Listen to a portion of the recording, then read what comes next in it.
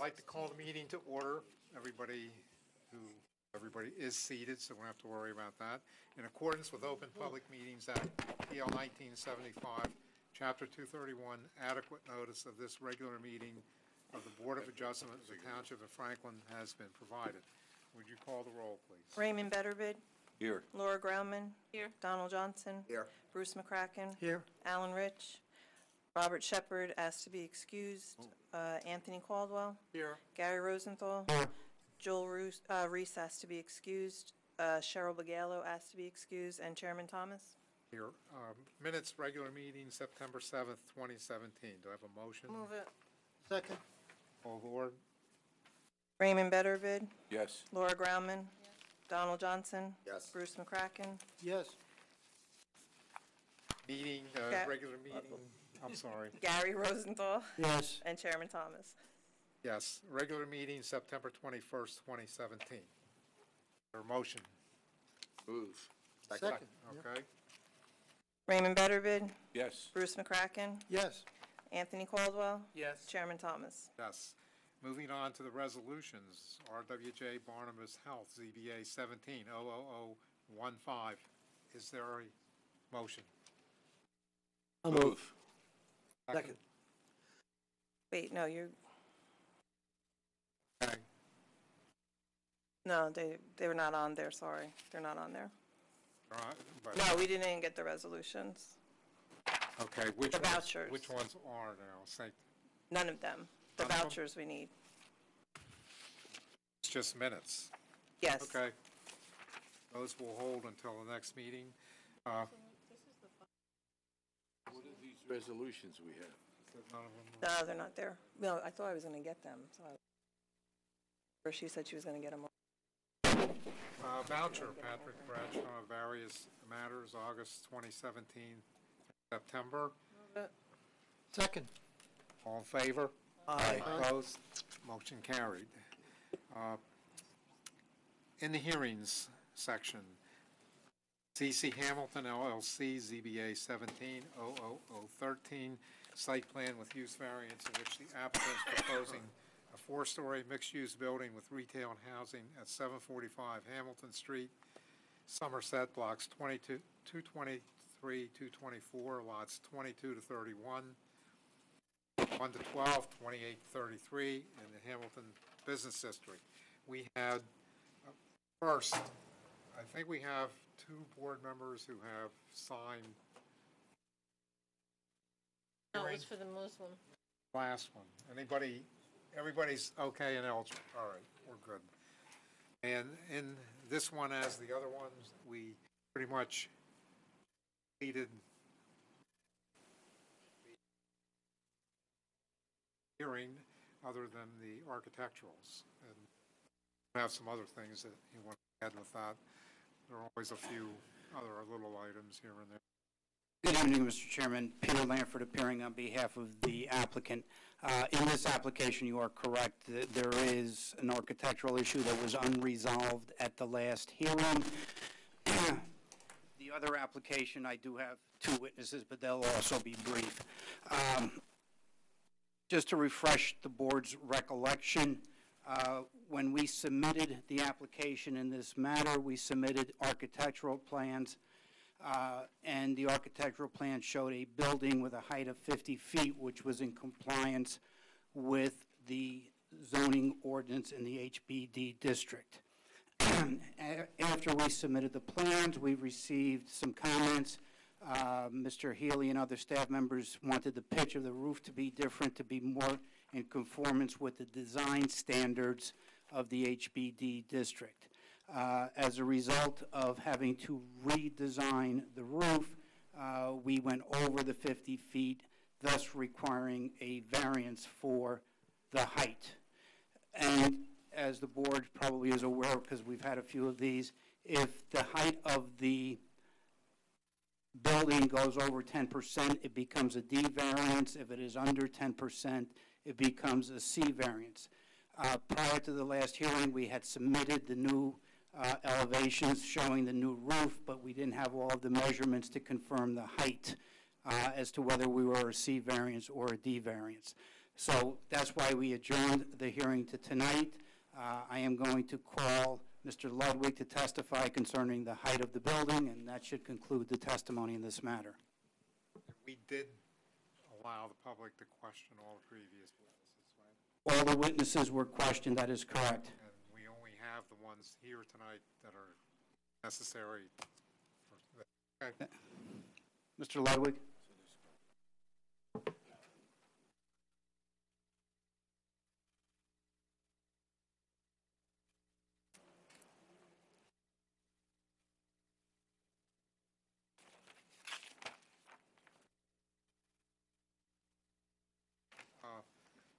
He didn't testify before, right? I did. He testified at the last hearing. And you remain under oath, Mr. Ludwig. Okay, thank you. As long as you're still licensed. I am. Mr. Ludwig, there is an exhibit you placed on the board. I guess we should have it marked, and unfortunately, I don't have the exhibit. I have a pen. I think what we should do is mark it as A1 with today's date. A1? Mhm.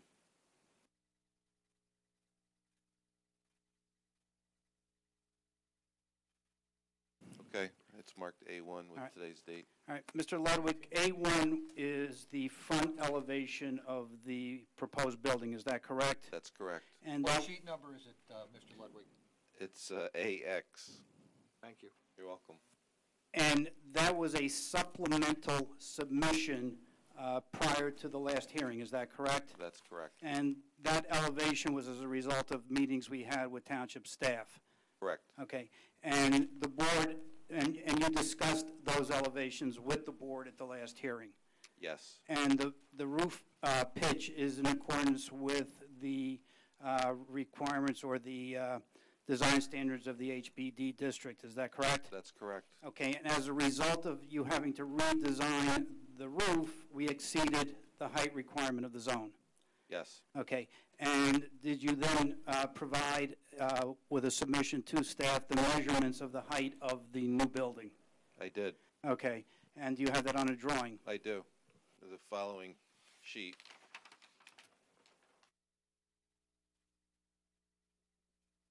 And we can mark that A2. Okay. And you submitted that drawing to the township after the last hearing, correct? Correct. And that shows spot elevations along the front of the building on Hamilton Street, correct? Correct. And what is the average height of the building along Hamilton Street? Average height is 54 feet 9 and 5/8, so 54'10". So we would be requesting a deviation of the height requirement to 54, 9, and 5/8, is that correct? Correct. Okay, thank you. I have no further questions. Anything from the board? Let me just quickly note that the application can be made to conform. In fact, that was basically the previous plan. And the reason why staff made the comment was that basically the roof, there are certain design standards, the pitch of the roof, et cetera, didn't meet the standards in the previous plan, and the roof, there was less exposed roof. And in a building, it's actually more, better aesthetics to have more roof exposed, to have certain pitches of the roof. So basically, I mean, if you look at that plan, you can kind of imagine if they just made it a few feet shorter, you would have just this kind of little sliver of roof, and you'd have more squat pitches, and it just would look kind of not in proper scale. And that's what the design standards are addressing. So in my opinion, basically, the need for the variance is to actually improve the aesthetics of the building. Is this a C or a D now? This becomes a C variance by about The other 2.5 inches. Okay, we'll open to the public for this witness. Is there anyone who would like to ask this witness questions concerning his testimony? And actually, I think at the last meeting, we allowed the public to speak, period. If you have an opinion, want to say something, make a statement about this application, now's the time to do it. Seeing no one, then we'll close. That's the end of your presentation, right? That is the end of the testimony. That is correct, Mr. Chairman. Okay, can you I don't recall a long list of conditions or anything that we discussed about this. Do you have anything in your? I do, and quite frankly, we had amended the plan, so most of the staff reports were in compliance with the ordinance. The only things we were asking for is now this variance, and there is the use variance because of the property being on the other side of Martin Street, being in the R7 zone.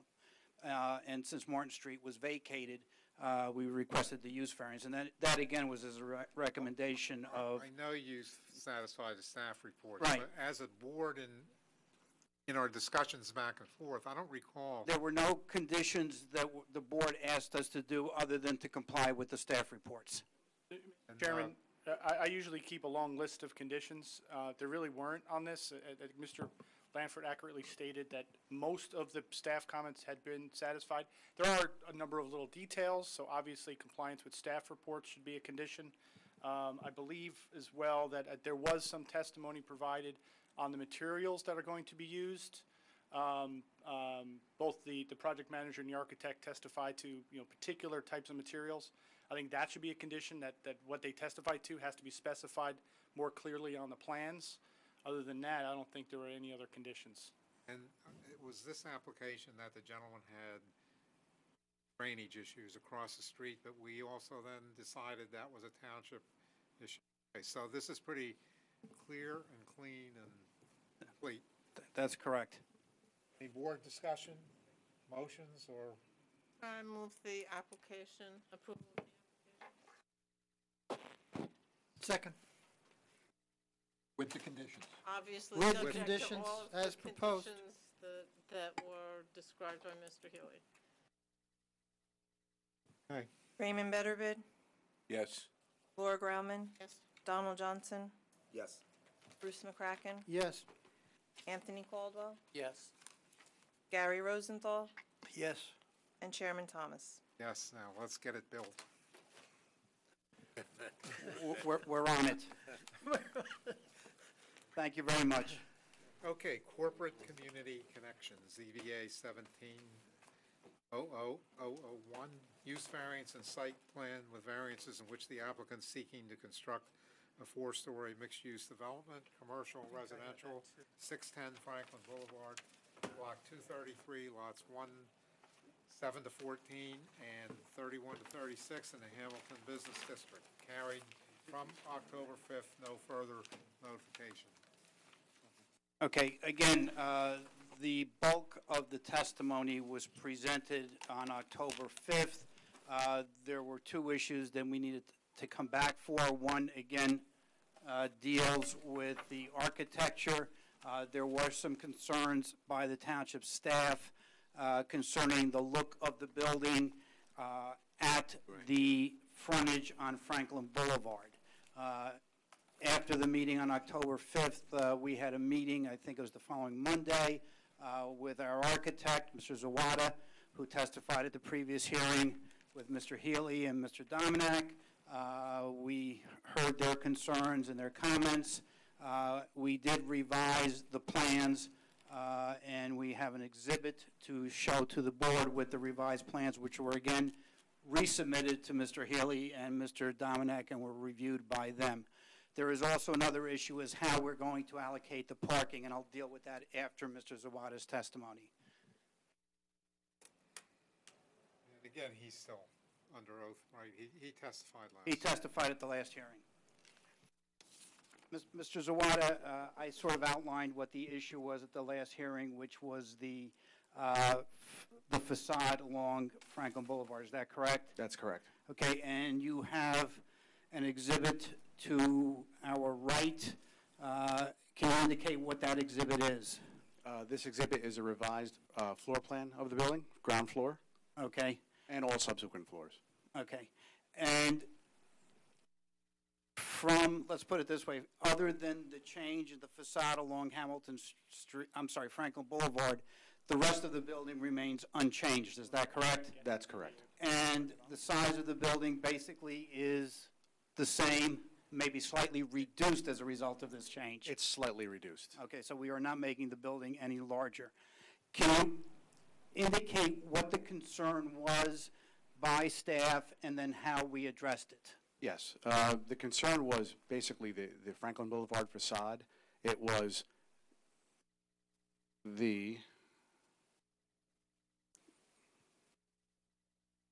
not going to show on the screen, okay. It was the amount of exposed siding from this stair mass in the center of the building. This stair previously was oriented so that this long dimension ran along the front of the building. So it was rotated and pushed into the building slightly to reduce that mass. Okay. And were there any other treatments or changes to the front of the facade of that building? We added windows, both at the second floor and at the third and fourth floors. You have a picture of the elevation of the facade along Hamilton Street, or Franklin Boulevard as revised?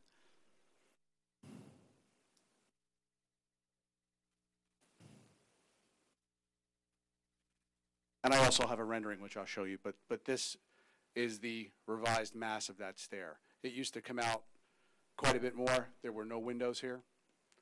There were smaller windows shown here. So we added windows at that facade, enlarged these windows, reduced that stair mass, and added windows not only on this side of the stair, but on the other side as well. We should mark these, right? It's a These- flash drive which we will submit. I guess we use drives on the other one, so this would be A3, because we have 2 flash drives for the last presentation. Correct.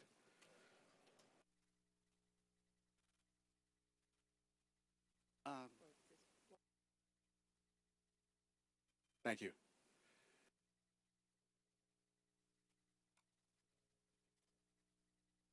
So that's the original rendering showing the larger stair mass along Franklin Boulevard, which was changed. And now it looks like that. So we reduced the area of the stair that actually shows along Franklin Boulevard, and we added windows at that elevation and windows in this stairwell mass. Okay, and other than that, as I indicated, the building remains unchanged. Correct. Okay. Thank you. I have no further questions. Anything from the board? Okay, we'll open to the public after you said you only have one more, right? Yeah, I have to call Ms. Dolan, and I'll explain the issue with Ms. Dolan's testimony. As the board may recall, we presented testimony at the last hearing concerning the number of proposed on-site parking spaces, and that was 52 parking spaces. We allocated 40 of those spaces based on RSIS standards to the residential units. And then we had the other 12 spaces would be allocated, and they were going to be unallocated spaces. When I talk about allocation, I'm talking about assignment of them. It was going to be an open parking. But there would have been 12 spaces that set forth for the commercial, which would have required us to buy out about 57 parking spaces. If the board recalls the testimony of Reverend Soares with respect to the building right across the street, that there is such an insignificant parking demand because these are senior affordables, and that there is probably, the needed parking spaces will be should be sufficiently decreased from the RSIS standards based on the occupants. So what we are asking, and I'm going to have Ms. Dolan testify, is the number of parking spaces on site will not change, but we would ask for a deviation from the RSIS standards to reduce the number of parking spaces allocated to the residential units from 40 to 22, 1 per unit. And then the rest of the spaces would be allocated toward the commercial. Ms. Dolan? Can I ask a question before you start? Yeah. Would those designated spots be identified as apartment 1? They're not. The discussion we had at the last meeting was that we were going to have an open parking lot, and we were not going to designate parking spaces. The only reason we are designating them is on the plan because there are contribution issues that kick in depending on what the number of the parking spaces are allocated for residential versus non-residential spaces. But the proposal was at the last hearing, and Ms. Dolan testified that it would probably work better to have it as an open parking lot, because Reverend Soares testified that his use, which is the first 2 floors, is basically a 9 to 5 operation with nothing in the evening, even though these Right, are senior. I remember. Okay. So, all right, Ms. Dolan, you were sworn and testified at the last hearing, correct? Correct. Okay. And since the last hearing, I asked you to engage in an exercise and do a study as to what the realistic numbers of parking demands are for senior apartments. Yes. And what did you do? I went to the Institute of Transportation Engineers publication called Parking Generation, and they do have rates for age-restricted or senior housing. Those rates range from, I think, 0.45 to 0.67 spaces per unit, with an average demand of 0.59, so about almost a half a space per, or a little more than a half a space per unit. There are no studies that I was able to find, and ITE definitely doesn't have any for affordable senior units, but the senior units average 0.59 with the highest demand shown of 0.67. So our thought was that it makes sense, with the testimony you heard from the applicant last time, that there's such a low parking demand, somewhere on the order of maybe half a space per unit. But the maximum we were able to find for this type of use, age-restricted specifically, is 0.67 per unit. Okay. And again, to err on the part of being conservative, we suggest that for the purpose of asking for a variance, that we would allocate 1 space per unit. 1 space per unit, yes. Okay. And now, have you also been involved in other projects that you've designed or testified about concerning senior apartments? Senior apartments, yes. Yes. And besides the ITE book that Mr. Shepherd wants to read one of these days, based on your experience at looking at other projects, do you have an opinion as to what a realistic number is for senior apartments? I think that the 1 per unit is very comfortable. We've been using 1 per unit in some more urban locations for conventional apartments, never mind age-restricted. So I think based on the combination of the ITE, the fact that they are affordable, and the fact that we're providing at least 1 per unit, that I think is a very comfortable parking supply. And so we would be requesting a variance to reduce the number of allocated, and I don't mean, again, Ms. Graham, not allocated on site, but allocated in the plans for the apartments from 40 to 22. Is that correct? That's correct. Thank you. I have no further questions. I have a question. I don't recall, Peter, is this only going to be a senior citizens complex? I don't recall now. The testimony was that the first 2 floors would be used for offices for Reverend Soares and his related religious activities, and it would be office space. The top 2 floors would be senior affordables. There would be no market rate units. Oh, only a senior. Okay, thank you. Is he, did he mention, or does he want to put in a resolution too, that these are preference given to veterans? Yeah, that's what the other one is. He said he actually used the testimony that he's got 132 people on a waiting list. Yeah, I don't know if he's intending to, I mean, if you want to make it a suggestion, he's not around, so I can't have him answer the question. I know in the other one there was specific language that there was a preference to veterans. If you want to make that as a condition or a suggestion, we don't have a problem, but I think a suggestion would probably be more appropriate, since I don't want to commit for him. Suggestion, from my point of view, is fine. Any other comments from the board? Mark? How old is the senior level?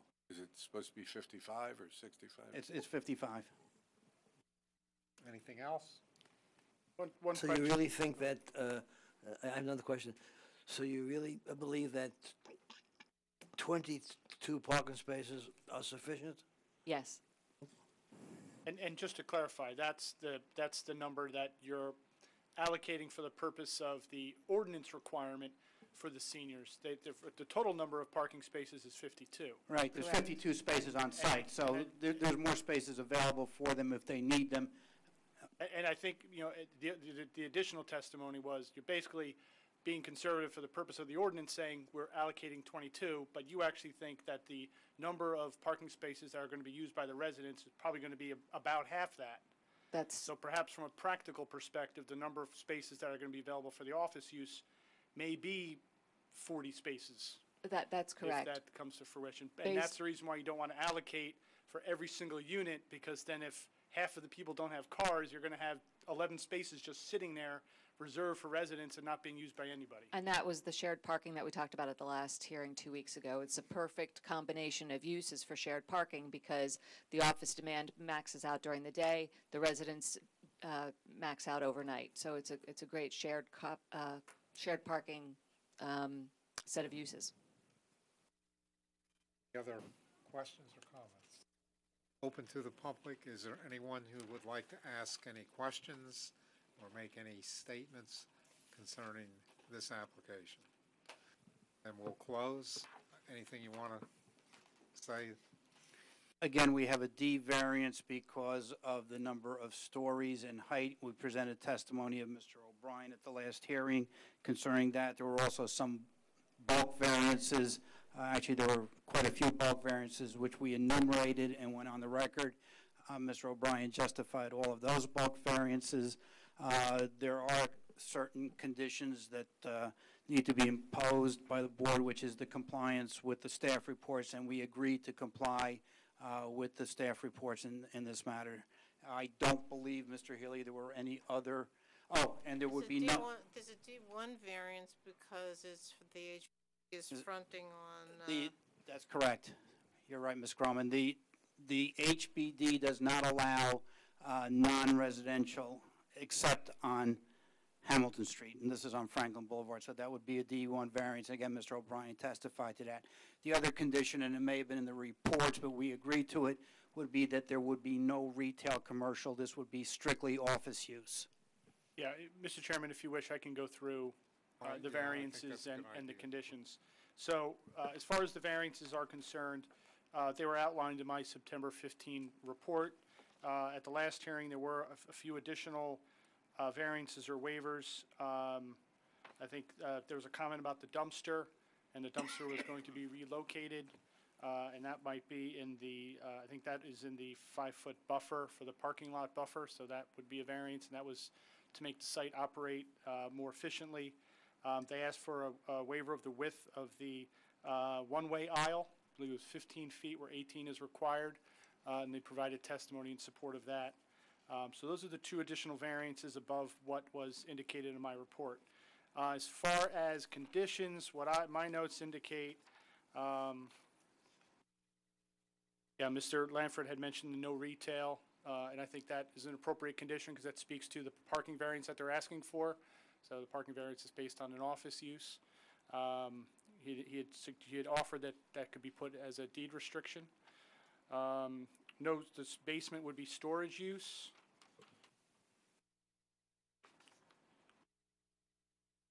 There was some testimony about the materials, hardy plank and brick. I don't recall to what degree those are specified on the plans, but obviously whatever was testified to should be reflected, and that could be a condition of the approval. Staff can make sure that, again, what was testified to is reflected on the plans. Oh, and also, one of the changes was originally this was not proposed as a senior-only affordable. So obviously, that should be a condition.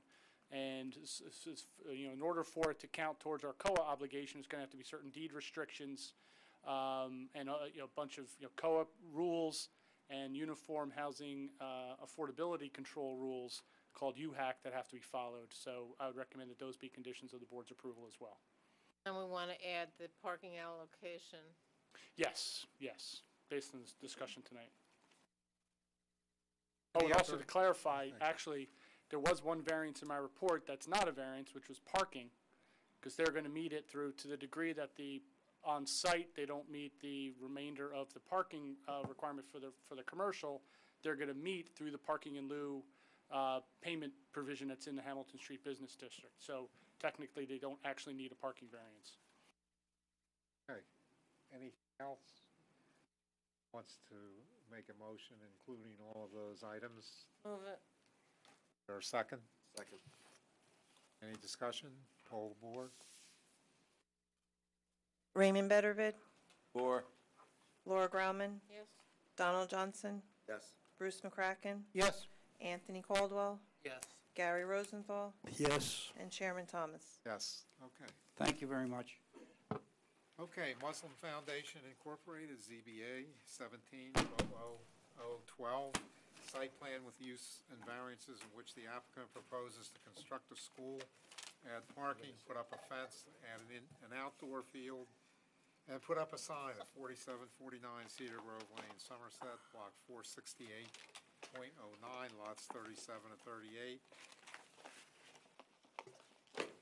This is not R20, right? This is in R40 zone.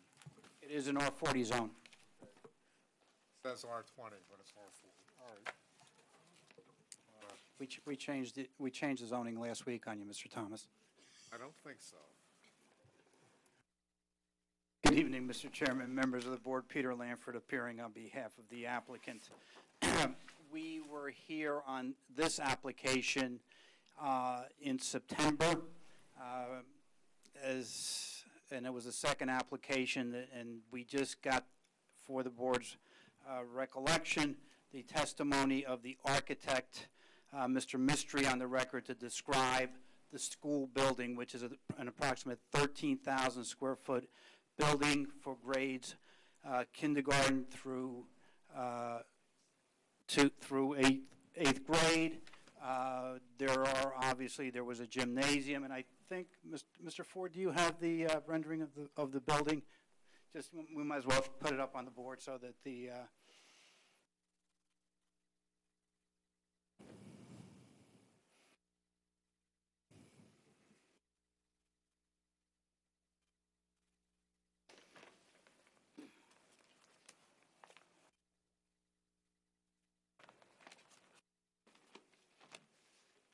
This was already marked, right? that was marked as A1. So that was the building that Mr. Mistry testified to at the last hearing, and he also had the floor plans for the building, which were placed into evidence as A2, and the third exhibit was a handout which designated the classrooms as from kindergarten through eighth grade, and a designation of each of the classrooms. So that was all of the testimony that was presented at the last hearing. This evening, I do have the testimony of Mr. Karazi, Mr. Ford, and Ms. Dolan that I will present. I will start with Mr. Karazi. Raise your right hand. Solemnly swear or affirm to tell the truth, the whole truth, and nothing but the truth. I So do. help you God. Name and address for the record, please. Alex Karazi, 14 Margaret Drive, Somerset, New Jersey. Spell your last name, please. Kharazi. Thank you. Sure. Mr. Karazi, what is your relationship to the applicant Muslim Foundation, Inc.? I am a director and vice president. And how long have you been involved with the Muslim Foundation? Since 2005. The subject property at the present time has on it a mosque, correct? That's correct. And that was approved by the planning board of this township under docket number PLN 2001-0036. Is that correct? That's correct. And that approval allowed you, or allowed the Muslim Foundation to construct the mosque, a gathering room in the basement of the building, and also was approved for a school, was it not? That's correct. And that school that was approved in the original resolution of approval was for what grades? Up to grade 3. Okay, and the building was constructed, but was the building ever used for a school? Not for the full-time school. Okay, it was just used for Sunday school services? That's correct. So it was not used for public education? No. And now that we have an application pending for a new school building, I assume that you no longer are going to be using the space in the mosque that was allocated to the school for school purposes? When the building is complete, when the new building is built, Yeah. we will not have any school in the mosque at all. Okay, and just for the record, I think if the board were to approve this, that probably should be a condition of approval, that the only school activities will take place in the new building and will not take place in the mosque. I think it probably would make sense for me to put into evidence the original resolution of approval dating back to 2003, and I would like to have that marked as A4.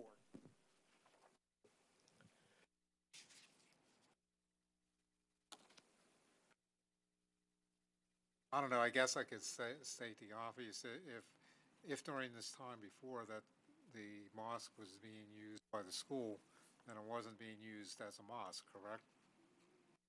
You didn't have two groups operating at the same time. Yeah. So it's safe to say that this isn't representing an increased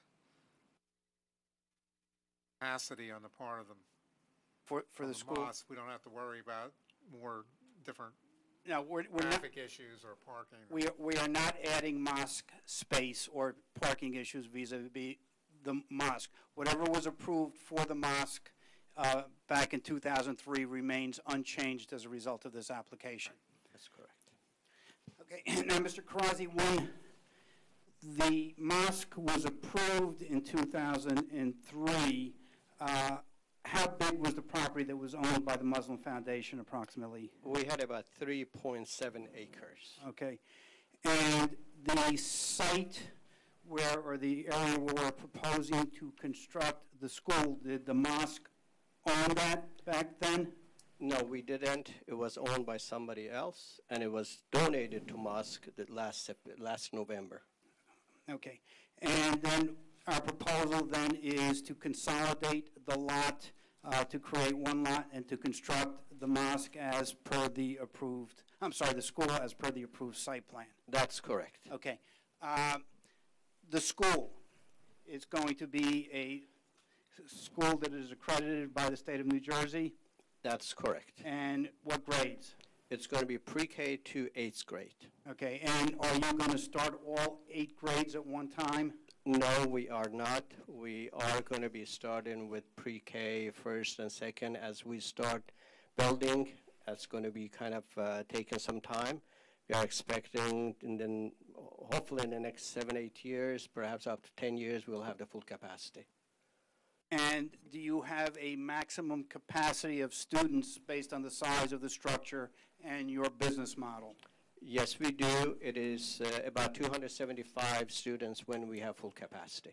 Okay, and you would accept that as a condition of approval by this board that the maximum capacity of students would be 275, is that correct? That's correct. Okay, and basically the plan that we have shows about 14 classrooms. You have more classrooms for the lower grades and then less classrooms for the upper grades? That's correct. And why is that?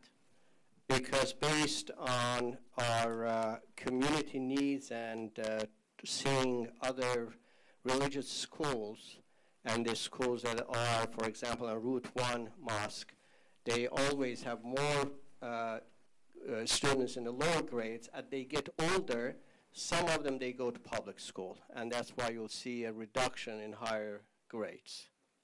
But your business projection, your business model is 275 students in all grades? That's correct. Okay. And again, at full capacity, when you get all 8 grades constructed, what is your anticipated staff? We expect in maybe 30. Okay, and that includes teachers, administrative, custodial, everything? Nurse, yes. Nurse and everything else. What hours will the school operate? We going to be staggering to minimize the impact and the traffic. So we are expecting we start at 7 and a school to end 3 o'clock. So basically, 7 to 3 will be the time. Okay, and will all the students arrive at 7 a.m.?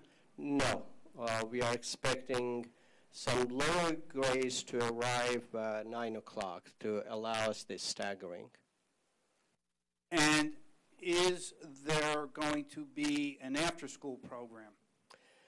We probably will have an after-school program, and we are expecting maybe 10% of the students to use that after-school program. And the after-school program would be because parents would not be able to arrive to pick up the students at 3 o'clock? That's correct. And how late would the school stay open? We are expecting 6 o'clock. Okay, so by 6 p.m., basically all school activities will cease. That's correct. Okay, will there be any evening activities at the school? The only evening activity will be when we have parent-teacher conference, for example. That will be the only evening activity. Otherwise, there will be no activities, the school activities. Okay, and when you have these conferences based on the number of students, and if necessary, you will have them on more than one night so that the parking will be made available to the parents. They have enough room to park. Correct. Now, during the daytime operations of the school, are there any religious services that take place at the mosque? Our prayer times, it's at lunchtime for about 1 hour at the most, and in the evening time. So evening will not be affected at all. The lunchtime, typically we have 5 to 10 people attending for prayers. So that 5-10 people is not going to be impacting. The only day that we have higher number of people is Friday. And that time we usually have between 100 and 150 people. Okay. And at the time that you have the 100 to 150 people in the mosque, will the students also be in the mosque for the religious services? Yes, they will walk from school to mosque. Okay. And I assume then also the teachers will be in the mosque? Correct. Okay. And based on the numbers that you are getting, and again, there is a parking lot, Mr. Ford will get into it later, that is separate and apart from the proposed parking lot for the school that should be able to handle, or will be able to handle, the Friday afternoon religious service. Absolutely. So right now, we do not have any parking issue on Fridays when we have the peak number of people, and we are not expecting to have any issue with the parking during the school because there's not going to be additional traffic. Basically, whatever the staff had parked in the school parking, that's where it's going to be, so we're not expecting additional traffic. Okay. As this board may recall, also, we did receive a temporary use permit for the use of that parcel in the back for temporary parking for certain religious days, and I think we capped it to a couple. Correct, a few days per year. In moving forward on this project, would you be requesting the ability to phase the construction so that you will put the permanent parking lot in first and then start the construction of the building so that you do have parking for those religious holidays that you need the parking? Before answering that, I want to thank the board for giving us that temporary permit. It helped us tremendously. It reduced the traffic going to Cedar Grove Lane after people coming and making a left turn. And our community really appreciate what you guys did for us. That 55 spot that gave to us, it was wonderful, and we really appreciate it. And to answer your question is, yes, we will not have any issue as far as the parking issue, and this additional parking that we are hoping that is going to have it is going to help us during those peak days. And also for the record, whenever we have major events, the school is going to be closed. And plus, it's the evening. Most of 99.9% of our events are in the evening, so there will be no school activities at that time. When you say events, you're talking religious events? Religious events, correct. Because I'm thinking, Are there, for example, any school plays or that kind of thing that would go on, and would that go over to the mosque? We are not expecting that. We're not planning that. We have a small gym, so it's not going to be any school activities after the hours. We're not going to be bringing like the big teams and so forth. No, but I mean, there are school plays or Right. that kind of thing. Yeah, to the best of the best that I can tell you, we're not planning to have any of those activities after hours. Mainly, our activities are religious activities, and those religious activities takes place in the evening. And Bruce have been to our center; he's aware of it, how we do it. Like during the Ramadan, for example, we feed 300-400 people, and that's after the sundown. Sure. Now, Dr. Karazi, with respect to talking about feeding, we do have a small kitchen in the school, but the mosque also has a full kitchen. Is that correct? That's correct. And basically, any meals that may be provided to the students, if there are meals that need to be warmed up, they will be served from the kitchen at the mosque. If there are, on occasion, any foods that will have to be prepared, they will be prepared in the already existing kitchen in the mosque. That's correct. Okay. We will have a cafeteria, but that cafeteria is not going to be equipped with the ovens and others to cook meals. Okay. Now, I know this is a fledgling school, and some of the things that you're going to be dealing with, you're not 100% certain how they're going to work out, but how do you project, based on your discussions with potential administrators, how will the students get to the school? We are expecting that initially most of the students, the parents will drop them at the school, or they will carpool among the parents. As the number of students increases and as we see that the density of the students are in such way, then we will look at for possibly using the vans to bring them. But we're not planning to have any school bus. When you say school bus, you're talking about the big bus. Correct. You may have some minivans or some small school buses delivering That's correct. students. What is your, perhaps is an incorrect way, what is your target market or your target audience or the geography that you are seeking to attract to come to the school? We are expecting students to come within 15, even to 25 miles.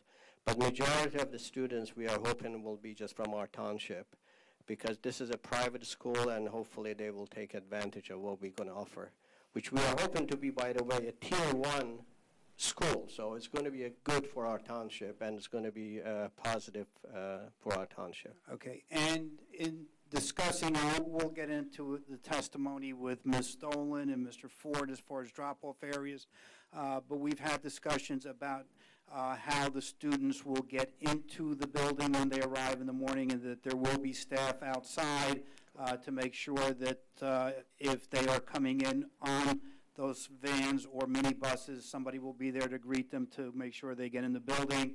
And we'll get into the testimony through Mr. Ford, Ms. Dolan, that there are designated areas where the parents can park to bring their children into the building. Is that correct? Absolutely, yes. Okay, and basically, and when we get to the site plan, all school activities will take place in the rear of the property behind the mosque. The play area will be back there. There may be a need for some slight overflow parking in the existing parking lot, but other than that, the front of the property will not be affected by the school. Is that correct? That's correct. Thank you. I have no further questions. I just wanted to go back to the transportation for a moment. The students at that school wouldn't qualify for transportation by the township. I'm not sure what the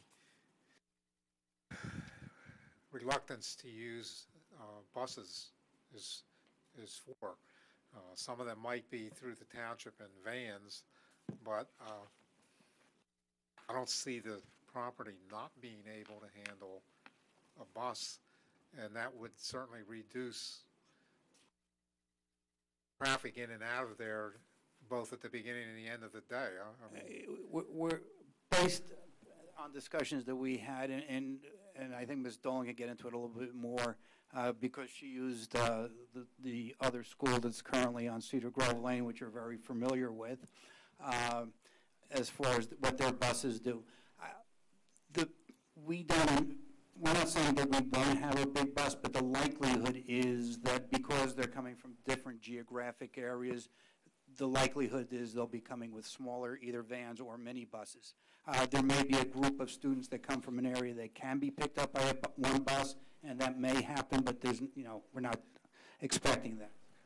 I understand what you're saying, is ones that where there are fewer kids, areas where there are fewer kids coming from, the school's going to pay a stipend to the parents to do the transporting themselves. But I really do hope you use as much reasonable busing as possible. I think it's better for everybody. That's very correct. Any other questions? Yes, just a clarification. You mentioned split sessions. You said one session will begin at 7 and end at 3. You may have an after-school program from 3 to 6. The students that are coming in at 9 o'clock, you didn't... So those are like the pre-K and K. Usually the number of hours for them are shorter. So that's why we are expecting to end all the school around 3 o'clock. Okay. Anything else? One question, Mr. Chairman. So a large number of the students would come by either their parents or carpool. What would be the protocol for at what point, that's hard to say, would the students be able to be dropped off and then just walk into the building? And at what point would you have staff there to bring them in? I'm assuming that the pre-K, the K need to be, either the parent needs to come into the building or a staff needs to bring them in, whereas the 8th graders could probably just be dropped off and run in. Where is that break-off point? Yeah, so I'll answer that. The protocol we're going to use is the same protocol that we use for public schools and even the private school in the area. So there's certain age, pre-K, K, I believe, or first grade, you need to have a staff to take them in. So we will follow the protocol which is necessary to make sure that our students are safe. So to your knowledge, it's pre-K, K? My wife is here. Probably she can answer that better than that. So.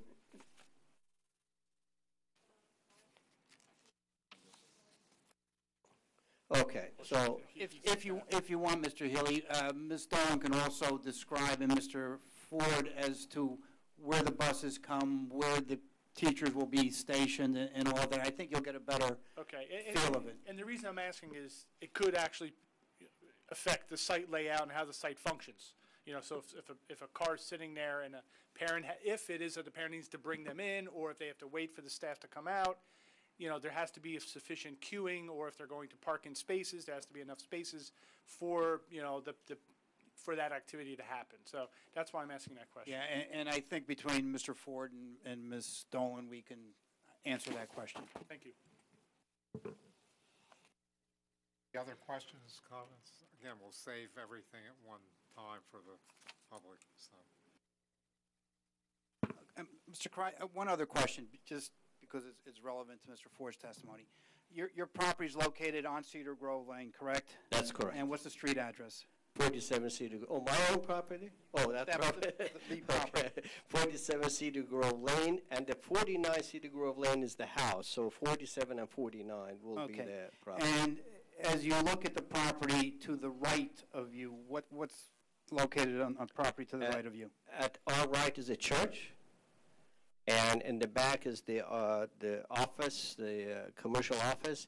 And our left side, there is 51 Cedar Grove Lane, which is a resident. Okay. So on one side of you, there is another house of worship.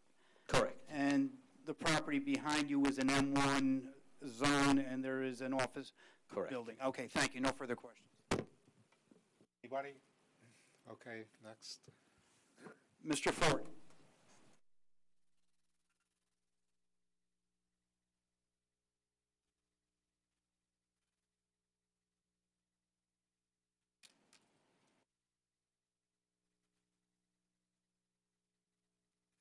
What have we sworn in? We'll mark them.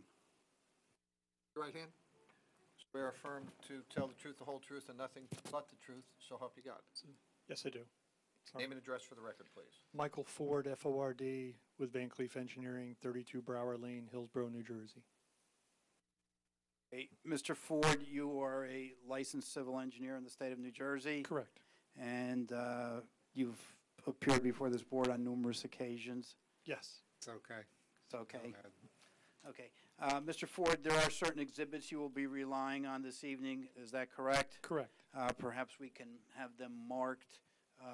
The first exhibit is what was previously approved as a temporary parking plan, and that's to show existing conditions. Correct. Okay, and we can mark that as a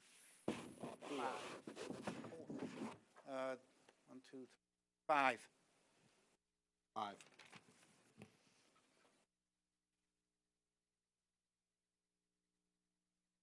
The second exhibit is entitled Use Variance and Site Plan Exhibit, Mr. Ford? Correct. That was prepared by you and is basically a colorized rendering of what was part of our plan submission? Yes. Okay. It's the proposed condition. And we'll mark that as a 6. That's it. There's the architectural, I think.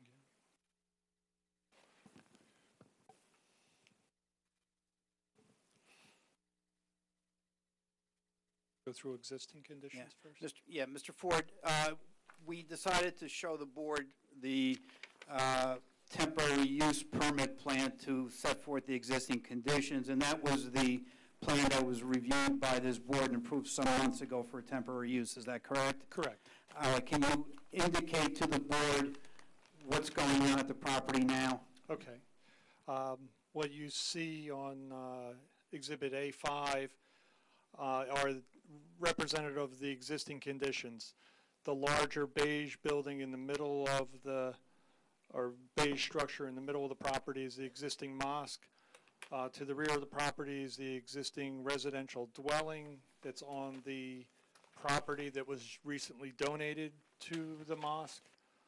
There is a lot line that basically follows the rear third portion of the property and a tree line and a gravel area around that existing residential dwelling that was part of the temporary use parking approval. Okay. Can we review the zoning for this property? We are in an R40 zone, is that correct? Correct. And based on the conditional use standards, there is a requirement that a church and or a school be 3 times the zone requirements, or 120,000 square feet? Correct. And what is the size of the combined lots? The combined lots is 5 acres, just in excess of 5 acres, and the 120,000 square feet equates to 2.75 acres. So we're almost, but not quite, double the required lot size. Okay. And what is the frontage of the property? The frontage of the property is 200 feet. And I'm sorry, 250 feet. And where 200 is required. So that meets the zone requirements. And can you review the side yard requirements as they apply to houses of worship? Okay. Yes. There actually is a unique aspect of this application because the conditional use standards are actually different from religious or churches and schools. And then the underlying R40 zone is for single-family residential. So I'll highlight the setback criteria for schools because that's the subject of the application, the new addition of the school. So the front yard setback for a school is 50 feet or 3 times the building height. And in this case, we're showing the setback to the existing structure, which is a small building at the front of the property at 92 feet, but the school is well in excess of the minimum setback from the front yard, front property line. Then there's also a minimum required setback for side is 25 feet or 3 times the building height. We're in excess of the 25-foot minimum standard, but we'll get into the deviations from the standard. But one of them would be from the minimum side yard setback of 3 times the building height in this case with a 35-foot high structure, which is typical and consistent with even the underlying maximum height for a residential structure in the zone, but 3 times the 35 feet would require a 105-foot setback, where we're proposing a setback of approximately 30 feet to the side and 60 feet to the rear.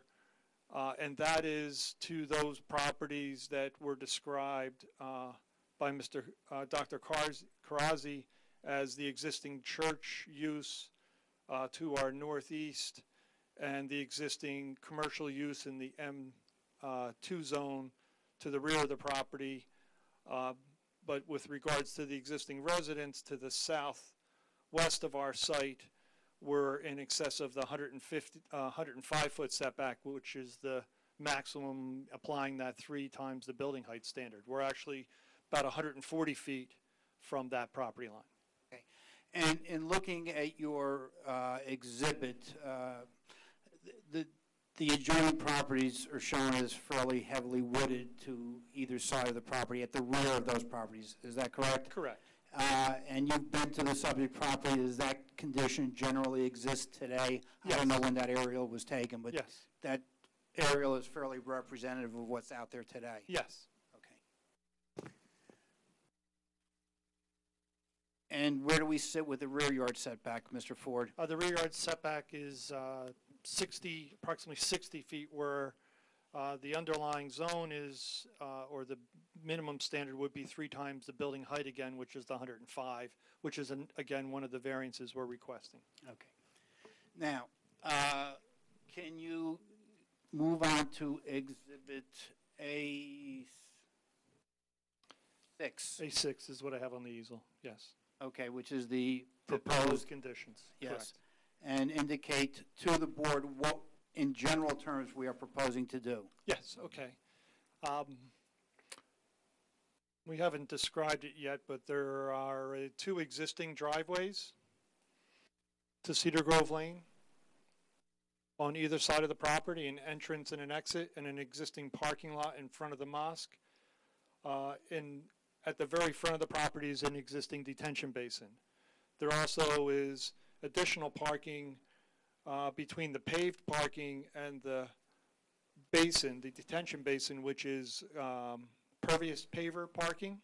It's grass pavers. There's also a row of grass pavers along the southwesterly property that are existing today, parking for the existing mosque. On either side of the mosque are existing driveways that extend toward the rear of the mosque. And actually, it's my understanding, while our office didn't handle the initial application, that those driveways were part and parcel to that approval, in particular for emergency vehicle access. They actually are wider and closer to the property line. And it's actually in those 2 areas where we have another existing nonconformity that will be carried forward in the proposed condition, and that is encroachments within the required buffers to the either side property, the existing residential zones and the existing residential use. That is the 15-foot wide buffer zone. Then in the proposed condition, what is being proposed is to continue that driveway on either side of the existing mosque and connect them with a loop directly behind the mosque.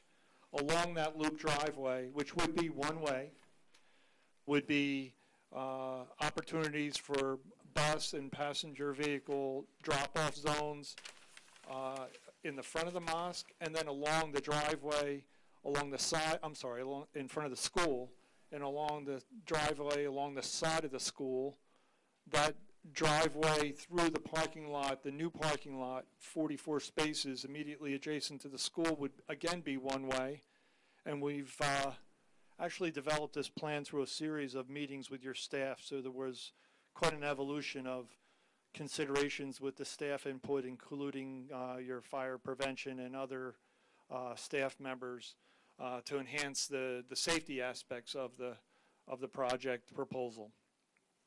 So there's a new parking lot proposed adjacent to the school, behind the mosque, that has designated faculty parking in it, some 20 spaces, And as was indicated in the staff, we've actually highlighted on that, that the site plan, those designated parking spaces at 20, and there was a question as to, with 30 staff members, where are the other 10 spaces? If you actually look closely on the site plan, we've designated another 10 spaces in that front parking area for staff members.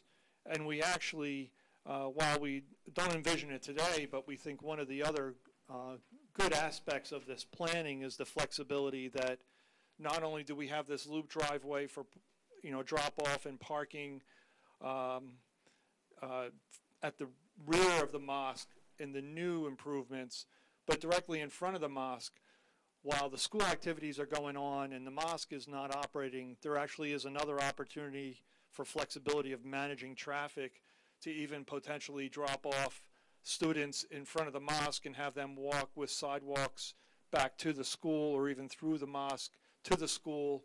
And we've provided an opportunity with a well-marked crosswalk between the mosque and the school with an elevated walkway that connects those two to provide that continuity, because one of the other aspects of this project that we think is a good planning element is that campus environment. That is the mosque and the school complement each other. They not only complement each other with a good use of resources, the existing and site improvements, but even the uses and their offsetting uses of the site and not overlapping uses of the site. Okay. You indicated that in the new proposed parking area, there was going to be a designated area for faculty parking, and that would be the area furthest away from the building. Is that correct? That's correct. And there are other parking spots closer to the building. Is that correct? Correct. And why are they not being used for faculty parking? That would be for a parent to park, and if they had to stop momentarily meeting in the school or to drop off students. So if parents were bringing their kids in and wanted to park and bring Correct. their kids in, they can use that front area of that rear parking lot. Is that correct? Correct. And again, just to make the record very clear, the area from the rear of the mosque going back out to Cedar Grove Lane, are there any proposed changes to the site in that area? Now, other than slight modifications to those existing driveways, there's no changes, but for the existing detention basin at the very front of the property, that's where all the stormwater from the back flows today. There's actually drainage improvements today behind the mosque to take stormwater from the rear of the property into the detention basin. And you can see from the exhibit A5, there's a pretty substantial area of impervious coverage there today. What we're proposing is to continue to collect the water with enhanced stormwater collection system at the rear of the property, collect all the roof runoff from the school, and then improve the underground drainage system as well as the detention basin at the front of the property. And that would be not only enhancing and widening, enlarging the detention basin, if you will, for quantity control, but also the prior approval was predates the more current advanced stormwater management regulations that require quality improvements, that is treatment of the water. So the stormwater basin will be enhanced to provide for water quality treatment, not only of our new parking, but also the existing parking. So that's another added benefit to the project. And will this be a wet basin or a dry basin? It's a dry basin similar to what is there today. Okay. Now, with respect to the school, in addition to the building that we're proposing, in addition to the parking, what is happening to the rear of the parking area? Okay. Just beyond the parking area, we've designated an open space green area. We've just, I'll say as a placeholder, identified it as an open field. There's no plan or designated, baseball back stops or a formal, if you will, athletic field, but it's an open space that some outdoor activities could take place. Then beyond the rear of the school between our M2 use neighbors is another open area. And then there's also immediately adjacent to the school building an outdoor pre-K kindergarten fenced-in play area that is designated with equipment in particular for use of those age students. And I'll say that there was one of the staff reports that suggested in that area, because of that designated play area, we don't provide for the 15-foot wide buffer, and it was a request that we consider moving that play area from that area adjacent to the side of the school to the rear of the school, and the applicant would do that. Okay. In order to provide for that 15-foot buffer along this entire portion of the school, albeit immediately adjacent to our existing neighbor church use, but this is the area where I've identified that side yard setback variance request. All right. Mr. Ford, can you indicate what new buffering we are providing around the property? Yes. We're basically carrying forward the theme of the original approval. That is, on both sides of the property was proposed an evergreen planting buffer.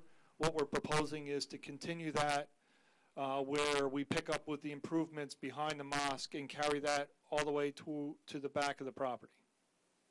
And that's on both sides of the property? That's on both sides of the property. That would be staggered row of evergreens with a fence. We've identified it as a chain link fence. Technically, the ordinance requirement is a solid board-on-board fence. I believe the applicant would be willing to change that chain link fence to a solid fence, either with the slats or a fence suitable and acceptable to the staff. Okay. Is there any fencing on the property at the present time?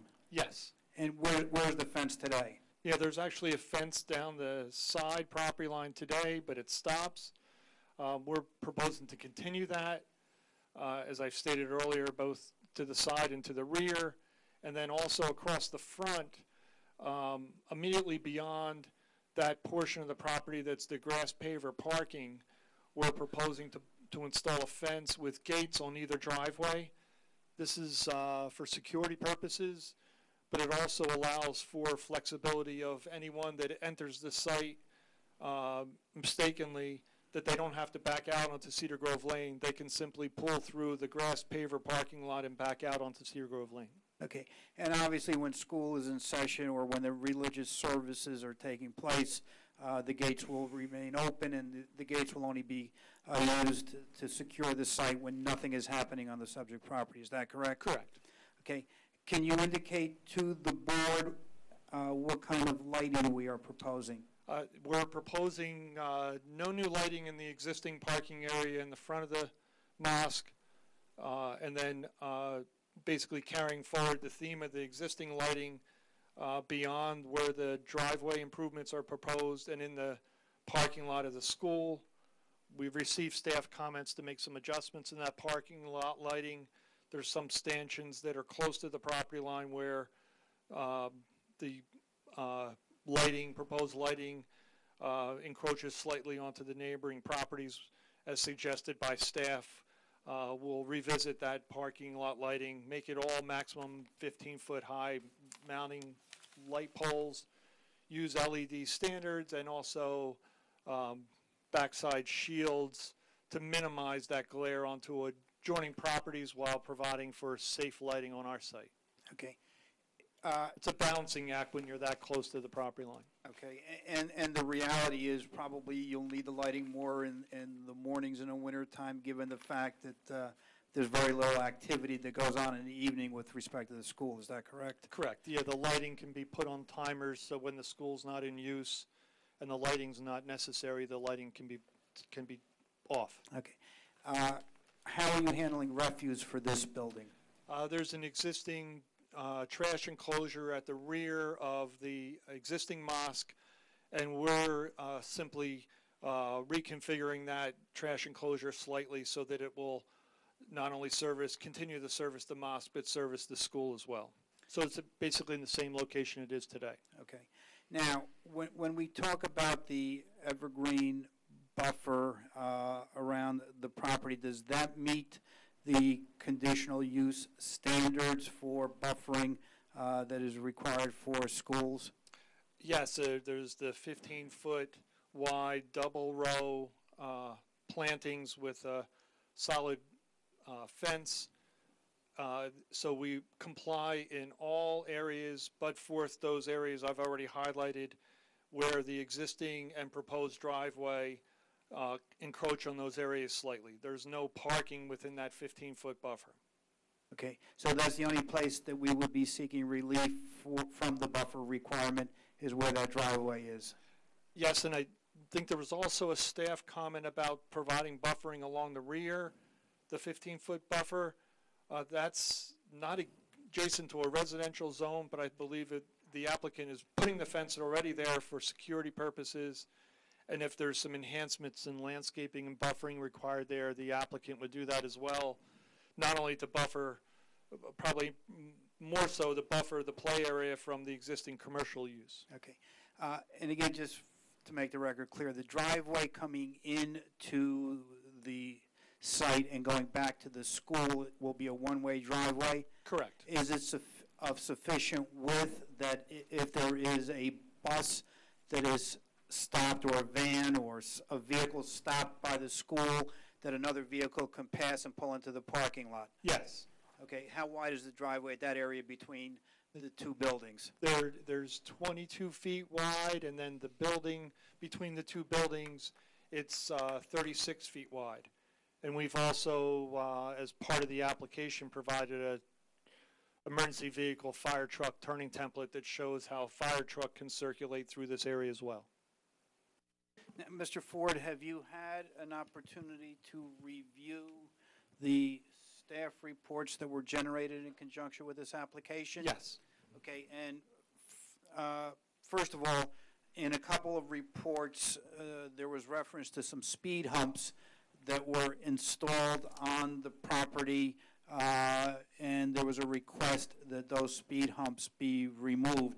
Those speed humps have already been removed, is that correct? That's my understanding, yes. There are no speed humps on the subject Correct. property at the present time.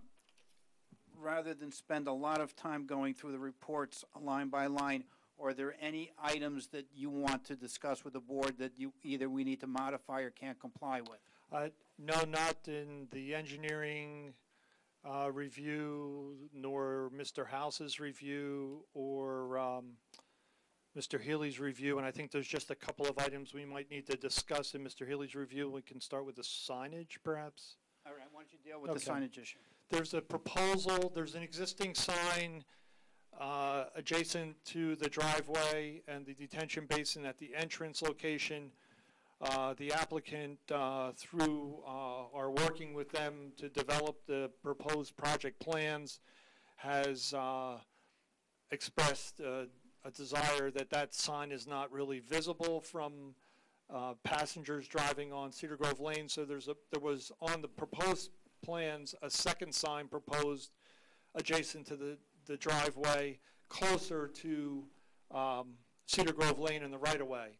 What was stated in the review reports is that one sign is permitted, two are proposed, and the setback is required of 25 feet. What I believe the applicant would agree to do is to eliminate the existing sign that is not beneficial because it's set back some distance from Cedar Grove Lane, but propose just one sign in compliance with the 25-foot maximum square foot size, but request, and I guess this is really reducing our initial relief request to just one nonconformity, and that is the setback from Cedar Grove Lane. And what we're proposing is 2 feet back from the right-of-way, and that's the one new sign that we have shown on the plan. So one, not two signs, but one. The size of the sign in conformance with the standard maximum 25 square feet, but not set back 25 feet from the right-of-way, set back 2 feet from the right-of-way. And how far is it from the cartway, the travel portion of Cedar Grove Lane approximately? About 15 feet. Okay. And Mr. Ford, that's on the entrance. Correct. So in your opinion, is sight distance then not? No, a factor? we would not place the sign within the sight distance, and because it's on the entrance, there's no exiting sight distance issue. Thank you. Yeah. And it's substantially far enough away from the exiting traffic on the southwest side of the property. Okay, are there any other engineering comments? I know Mr. Healy has some traffic comments, which we'll deal with Ms. Dawn. Are there any other comments in Mr. Healy's report that you need to address or have issue with? Well, with regards to the variances in the D3? I'll deal, but I mean, as far as No. design. No design. Okay. That's correct. Now, Mr. Ford, in addition to being a licensed civil engineer in the state of New Jersey, you're also a professional planner. Is that correct? That's correct. And you've been qualified before this board and have proffered planning testimony before this board Yes. previously. Can you, again, briefly review the D3 variances that we are seeking, the conditions that we don't meet, and the justification for those variances? Okay.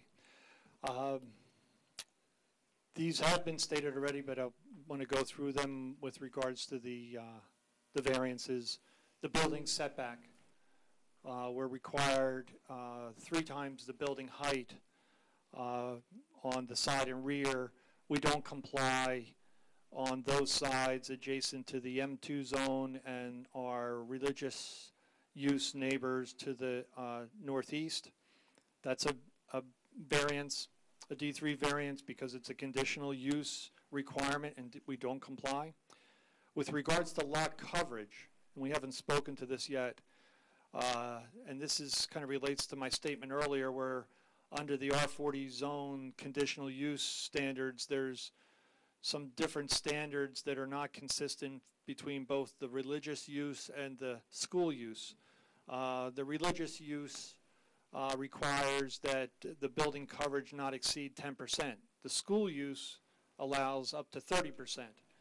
What we've applied here is the religious use standard because the religious use exists on the site. So we've requested relief for the proposed condition, which is 13.91 building coverage. I'll tell you, though, that the proposed school footprint is under the 10%. And then when if you, of course, you can see that if you were to apply the school standard of 30%, we're well under that. With regards to impervious coverage, the standard is 40%, with the additional 10% allowable if you utilize pervious pavement. I've indicated already, the existing site conditions include some pervious pavement, and the proposed parking lot also includes a portion of pervious pavement. That said, our proposed impervious coverage today for the existing mosque site in the front of the front portion of the lot is at 53%, and the existing condition for the rear lot where the existing residence is at 47%. So you can see already, without even touching the site, if I went back to A5, the existing conditions are barely in compliance in totality with that 50% compliance. So we've worked hard to redistribute that existing impervious pavement and coverage to accommodate the proposed improvements at the site, but that we are still slightly over the 50% maximum, and we would require relief of the proposed condition, which is 55.07%. With regards to that impervious coverage, we've still endeavored to provide some substantial large open green areas, and we've mitigated for the additional impervious coverage by enlarging the proposed detention basin to accommodate that. And there's no runoff directed to any of our neighbors. The new parking lot, as well as the existing parking lot, is all captured by on-site stormwater collection systems and directed to the detention basin at the front of the property, which then discharges and connects to the existing Cedar Grove Lane drainage system, which is a county road. And we have an application pending with the county, and we have already received comments from them and responded to those comments. And we have satisfied, I believe, in my opinion, their drainage issues. Okay, so Mr. Ford, Mr. Lanford, if I could just clarification. So to what degree is or how much, what percentage of the total 55.07 is pervious pavement? Approximately 7%. Okay. And the reason I'm asking that is that the way that the ordinance works is you can have 40%, then you can go up to 50, basically if that additional 10% is pervious pavement. So since I didn't know what the percentage was, in my report I indicated that the maximum permitted is 40%, and you're asking for 55, so basically you're 40 versus 55. In my opinion, I think then if the 7%, I think, as the zoning officer, I'm going to say then that the maximum required is maximum permitted is 47%. And to the degree you're going above that 47%, that's your variance. Okay. Since basically you're allowed to go up that a 7 by the ordinance since that is pervious pavement. Okay. Now, And, maybe what I should also make clear on the record is that while we provide for the pervious pavement, when we do our stormwater analysis, we don't take credit for that pervious pavement as if it was different than standard pavement. So the runoff from that is the same as what we would calculate from standard pavement. okay. Now, And Mr. then we've already talked about the buffer, the slight encroachments within the 15-foot buffer by those two driveways. That's the other variance. Okay. Now, Mr. Ford, with respect to the D3 variance and the areas where we are in nonconformity, basically we are abutting a non-residential and an existing religious use, and it's actually the rear of that religious property which is heavily wooded. Is that correct? Correct. And do you feel, and the other one is to the rear of the property where again we are abutting an M2 building, and I believe if you looked at the plans or the arrows, there's actually a parking lot to the rear of our property. Correct. Okay. Do you feel that the grant of this variance would have any adverse or detrimental impact on those two adjoining properties? No, and I think part of the rationale for this is that the ordinance really doesn't recognize this unique situation where you have both conditional uses on one site. And then also I should state that and point out that this site in particular is deep and narrow. So with regards to the side yard setbacks, it's only 250 feet wide today. So if you put a standard residential or 35-foot high dwelling and applied that 3 foot or 3 times the building height setback to both sides, those two side yard setbacks total 210 feet. So you're only left with a slim, narrow building envelope down the middle of the site that's only 40 feet wide. And it would also force us to push the building closer to our one residential dwelling neighbor. So in concert with a good layout for safe access to the school and providing the adequate parking, we're seeking those reliefs. Thank you, Mr. Ford. Mr. Lanford, if I could just, a little bit of clarification. Mr. Ford opined that the only degree that you need the buffering, well, first of all, the requirements for buffering and lighting are consistent between the two. So that's not an issue of any inconsistencies in the ordinance. You had indicated that basically, I believe you had said the only place where you don't comply is where the driveway goes around the mosque, correct? And the rear, which I believe the ordinance, I'm not even sure, I don't think that's actually variance, but. Right, I don't think it's required along non-residential zones. Along the southerly side, the requirement is you have to have, if it's 15 feet, it has to be a solid fence and a double staggered row. Correct. There are portions along that side where it's a single row. So that's a variance. In the existing condition in the front? No, on your plans. Adjacent to the parking lot, that's a single row. So that is a variance. This is I'm calling this the southerly side. That's the southerly side. And that's where we're providing the double row. There was a single row on the north side immediately adjacent to the playground. But when we relocate the playground, we can provide the double row there. So it was our intention to provide the double row. So you're gonna revise the plans, Great. Yes. right? So along the parking lot on that southerly side, there'll be a double staggered row. Right. And the fence will be a solid fence. Yes. So then, okay, so those are plan changes that they've testified to that they'll make. Right. As far as the lighting is concerned, you've clarified that the ordinance says it can't be more than 15 feet in height. You're going to clarify that to make the plans consistent.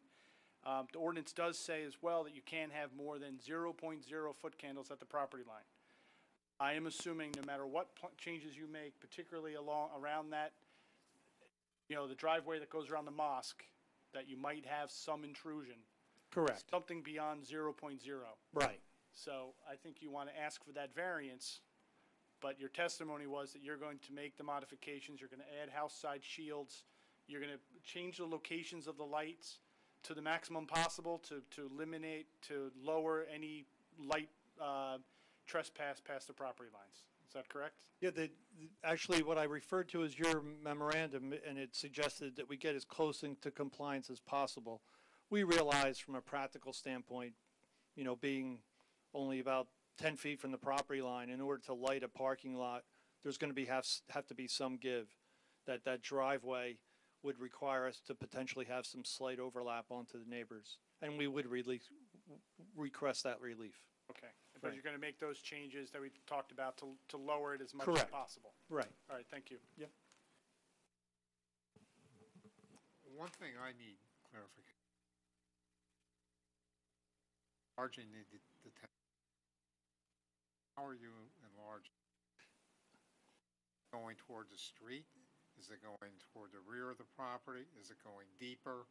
Or to? Okay. It's not going deeper. It would be going wider and wider to the side closest to the entrance driveway. And with the relocation of that site sign, it actually gives us even more of an opportunity. There may be some changes to the bottom of the basin, because right now the bottom of the basin has the concrete low flow channels. And now with the new stormwater management practices, that's not something that's a best management practice. They want to try to promote groundwater recharge. So the bottom of the basement may be changed in that those concrete low flow channels may be removed, and there may be different vegetation spread there, but it's not going to be deepened. It's going to be widened by making it bigger on the sides. And this is a basin that has interior like stacked gabion basket retaining walls, and we intend to continue that theme, to change it by reconstructing and providing retaining walls similar to what's there today, and not any higher either. There's not really an intention to make it any higher of any subsidy. Room to go. I'd like to see it resemble what it looks like. I don't think you can go to the rear because that would affect your paver parking, correct? Correct. So this is really the only opportunity, and it leaves that nice, I'll say, it's not an engineered look. It has some curves to it and not just angularity, so it's not just rectangles. there's no need, and we won't be changing that. You don't need to remove any of the vegetation along the street. No, no, no. Okay, second clarification too. In back, in front of the school, driveway is how wide? That is, there's a 12-foot wide, I'll say, stacking lane or a pull-off lane, and then beyond that is 24 feet wide, and that's one way. So in total, it's 36 feet wide. How many?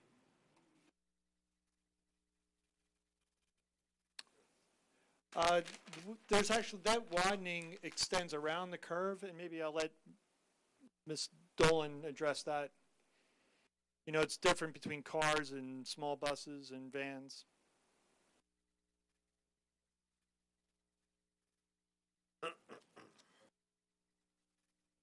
Mr. Ford, I have a couple of questions concerning your planning testimony. As I understand it, the justification for the setback variances is the elongated shape of the lot, is that correct? That's, yes, one of the, So basically, it's a C1 hardship justification. that's part and parcel to what we're What else we're would you suggesting. add to that to support the variances? The fact that we're mitigating for it by providing the required buffer in that area. We're not gonna ask for any relief with the required setback buffer. And then the setbacks are adjacent to properties that are not really residential uses. So the neighbor to our northwest is a church, identical to our use, and our neighbors to the rear are commercial uses. And we provided for a greater buffer adjacent to our most closest residential use. So are you suggesting that the variances can also be justified under the flexible C2 analysis? Well, let me make a clarification. These are D3 variances. So- Right. So technically, he has to prove that the site remains suitable despite the deviation. So that. But those that's the deviations are in the nature of setbacks. The setbacks, but the setbacks are conditional use standards. Okay. These are right. enumerated standards for this use. But you're saying that the design layout has benefits, and that those would substantially outweigh any detriment? Right. All right. Lastly, have you formed an opinion whether all of these variances can be granted without substantial detriment to the zone plan and the zoning ordinance? Yes. And I think they can, because of the mitigating circumstances, particular and unique to this site. And that's not only the size and shape of the site, it's our neighbors and also the combination of the uses that provides a nice community campus environment. Go ahead. I am, yeah, suppose Mr. Clark can beat me to the questions, but that's fine. Ms. Dolan? Thought you were done. That's okay. I can always use the assist.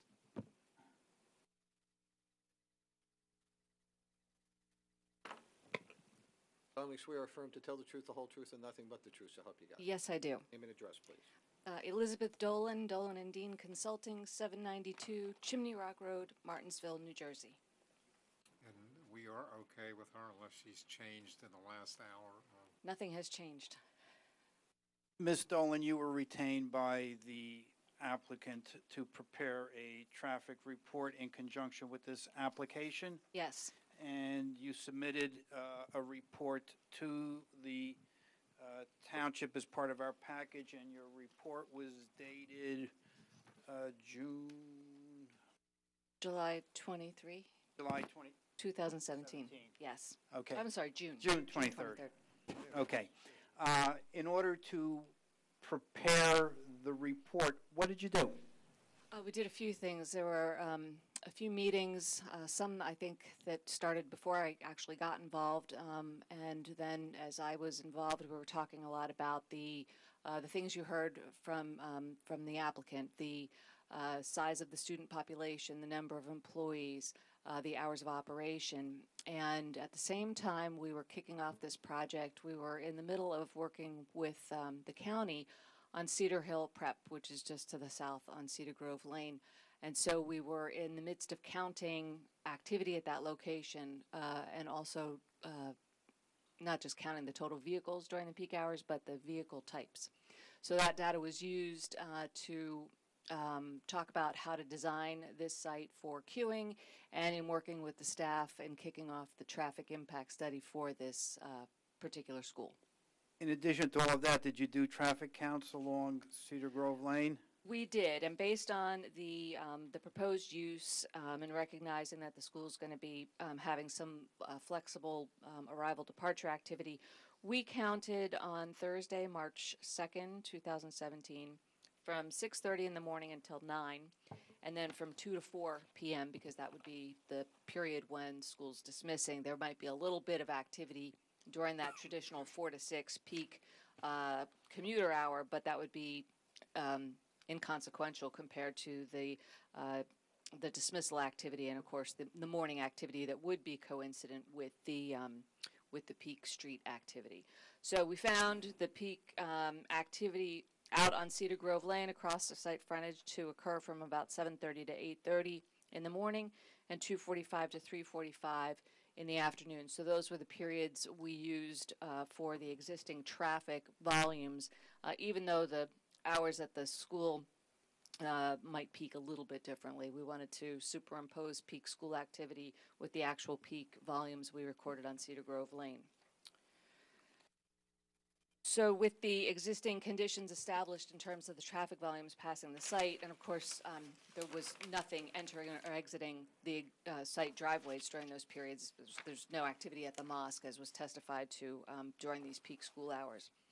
I mentioned that we had counted at the Cedar Hill Prep, and we counted when they had a student population of 255, and we're proposing 270 to 75 as testified tonight. So we thought that that was a comparable go-to for a local school that is not a typical school within the school system. It is a private school, so it's pulling children from a greater travel distance than just within Franklin Township. But the interesting thing is that during the morning peak hour, there was one small school bus that came to Cedar Hill Prep and only 2 large buses. And that seems to be associated with the nature of the private school, where the children are coming from a greater travel distance, because they're coming oftentimes in small vans, SUVs really, from different municipalities with a few children in each vehicle. So we're expecting the same type of vehicle mix. I certainly would concur that if there's local children that can use the buses that are available, that certainly helps to reduce the activity. But what we saw at Cedar Hill Prep was about 160 vehicles in the morning peak hour, and then the afternoon they have 4 dismissals, so it was a little bit lower, with about 80, 90 coming in and then 100 going out. And I think some of the difference between the inbound and the outbound, of course, is the staff that is arriving in the morning and leaving in the afternoon. So with that data, and our office had also been studying, it's called the Bridge Academy in Lawrence Township on 206. We had those counts as well. And that, again, they're pulling from a much greater distance, but there was 1 or 2 buses, and the rest were these passenger vans coming from the various sending districts. So we did use that database to project activity. We increased the Cedar Hill Prep driveway volumes to account for the higher number of students that are proposed at this school.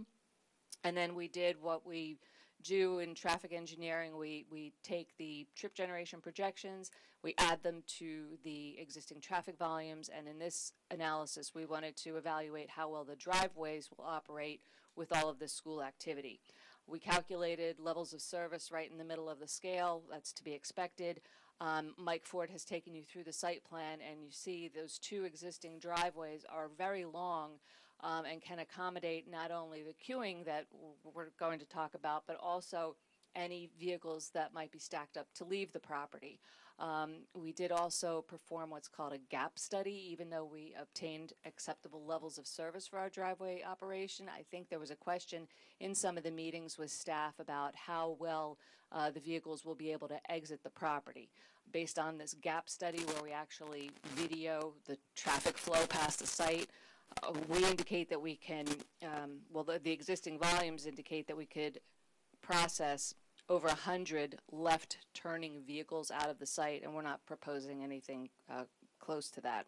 So we're expecting the driveways to operate acceptably, and we do have the benefit of the existing long driveways to accommodate any queuing that results during that dismissal period or after the drop-off period in the morning. So then to go, and also I should say is that we are in the middle of the review at the county level. They asked us for some additional calculations, but ultimately I guess the turning movements, if there is a prohibition on any movements, the applicant has indicated they're not going to have a problem with that. But I do believe, based on our, not only the calculated analyses, but then the follow-up gap study, that we can process left turns out of the driveway onto Cedar Grove Lane.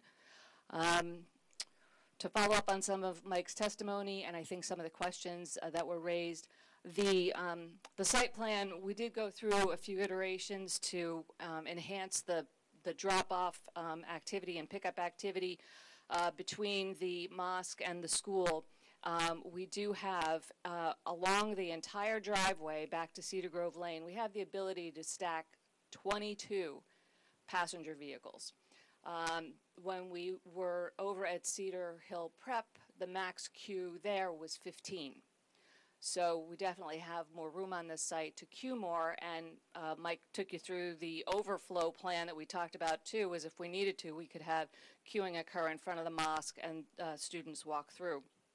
But the idea behind this design was to separate the parking area for the parents who are dropping off the little kids, plus they'll be coming later, and allow this stacking activity to occur with a bypass lane also, so that if somebody needs to get past the couple of vehicles that are dropping their kids off onto a sidewalk area where staff will be located, anybody who wants to keep moving can do so without impacting the operation. So through the meetings with staff, these little tweaks were made to the plan to make sure that we can accommodate that pass-by and to accommodate the turnover of parking, to have a backup plan if we ever had more than 22 cars queuing, which I don't see happening, again, based on the real-life condition that's comparable right down the street.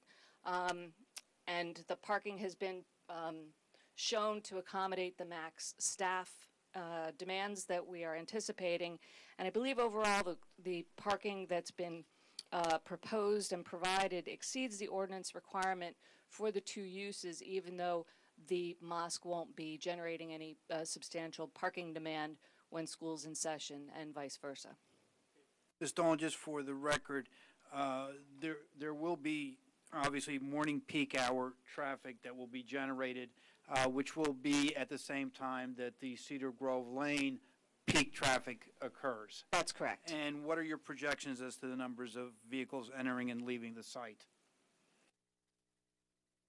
We, as I said, we took the counts from down the street and we increased them. So we projected 197 entering and 169 exiting during the one busiest hour in the morning. Okay. And in the afternoon, what were your projections? 106 entering and 124 exiting.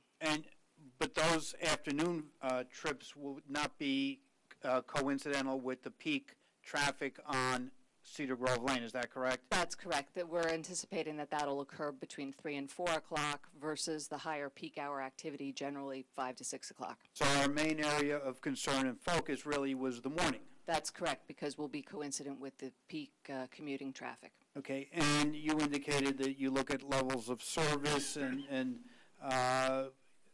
you had an analysis as to what the level of service would be at the driveways at this site, is that correct? Yes. And can you discuss that with the board? Sure. We had calculated, the inbound left is the one critical movement, but that we calculated level of service A. We do have a two-way center turn lane in front of the property, so anybody waiting to turn into the site won't be impacting through traffic on Cedar Grove Lane. And coming out of the site, we calculated level of service C for the left. We calculated a B for the right in the morning and a C for the right in the evening. So as I said earlier, it's right in the middle of the level of service scale and certainly acceptable. And obviously, if people are exiting the site and making a left turn, they're going back out towards Easton Avenue, is that correct? Yes. And with probably an intended in the morning trip to 287. Correct. More than likely. There is also the ability, if they don't want to make the left turn, to make right turns to get back towards 287, back through the M zone and the CB zone. So there are alternatives for people exiting the site trying to get back to 287. Is that Absolutely, yes. okay. And based on your analysis and the site functions, obviously with the testimony of Dr. Karazi of having the appropriate staff members out there to escort the children in, it would function safely. There's adequate room for the drop-off and for parent parking to bring students into the building, and in your opinion, the site would work both for adequate parking and safe transportation of the children.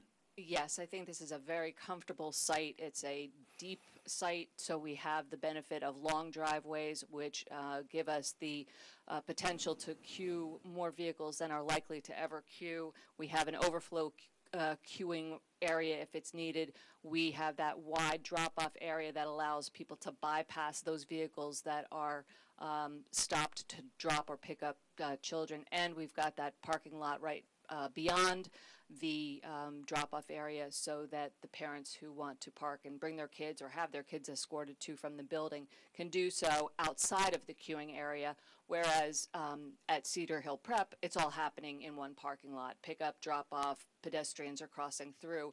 That seems to work, but this, I think, is a better design because it does allow for that separation, and it's a very long, comfortable queuing opportunity.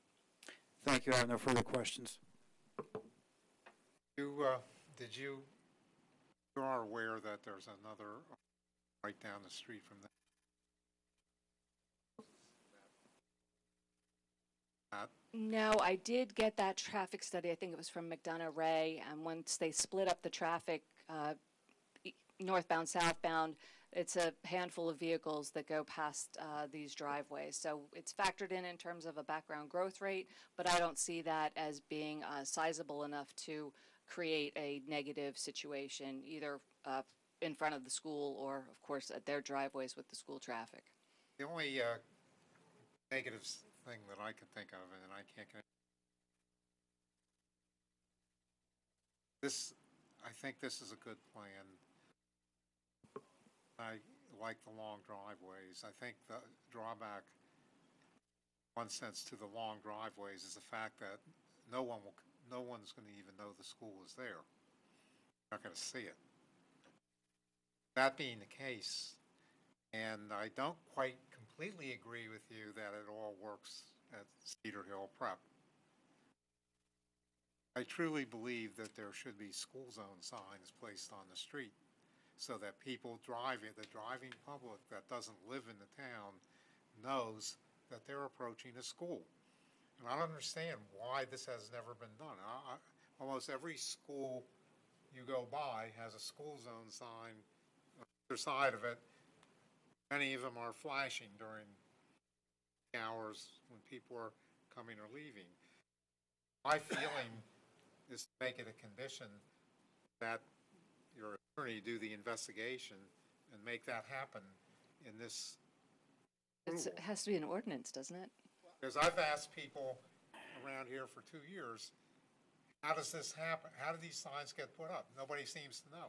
Well, I think in this case, we'd have to first start with the county. With the county, right. Because it's a county road. I think you have to start with the county. I think in this application, I think maybe the rest of the board doesn't. I think it should happen for this one. You have traffic speeding up because they have this fake wide street. Left turn lane is great until they condense from the intersection on Pierce Street and people want to pass on the right going toward Easton Avenue and all jockey for a position to come back in again. All works fine, but they should at least know that there's a school there that they can't see. Yeah. I don't know if that's something you can agree with or not, but. I think it's a good observation. We can certainly discuss it with the county, yeah. We've had meetings with the county already, and we do owe them some additional information. I am sure we will be having communication with them, and I have no problem if the resolution says that we should request of the county the ability to put signs there indicating that it's a school zone. I don't know if it's the municipality that really can control it. I think it is the county, but if, again, there's municipal involvement, we'll see what that has to be. You realize Mr. Clarkin, who's a municipal attorney, may be able to shed some additional light on that. They have bike paths every 25 feet. It's got more bike path signs than any street in the United States, probably. But the signs that matter are not there. They could use more speed limit signs, something else you might want to look at the county for, too. But it's up to the rest of the board. This is my opinion, but you have a nice plan, you have a nice project. In a way, it's good, you know, people will say it's good you can't see it. In a way, it's nice enough that maybe you want to see it. But that's tucked back there Nobody knows it's there unless you're gonna go to that school or you belong to the mosque. Or if there's a sign telling you're in a school zone and slow down. Yeah, that's, Get shot for saying it, but I think the sign should be bigger. Visibility is not good. Well, we hope that the new sign with 20 foot closer to the roadway, if the board were to grant that variance, would make it visible. And, you know, obviously, if we think it's a problem, we can always come back and request a larger sign. But, you know, our intent is to try to comply with the size of the sign to make it compliant with the ordinance. Any other board comments? Just say a little more about the crosswalk between the school and the mosque, yeah.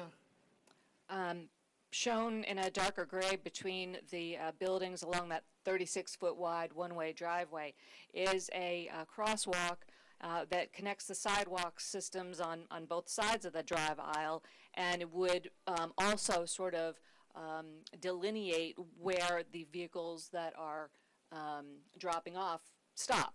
It's a great indicator, and as Mike Ford had said, we would make it a raised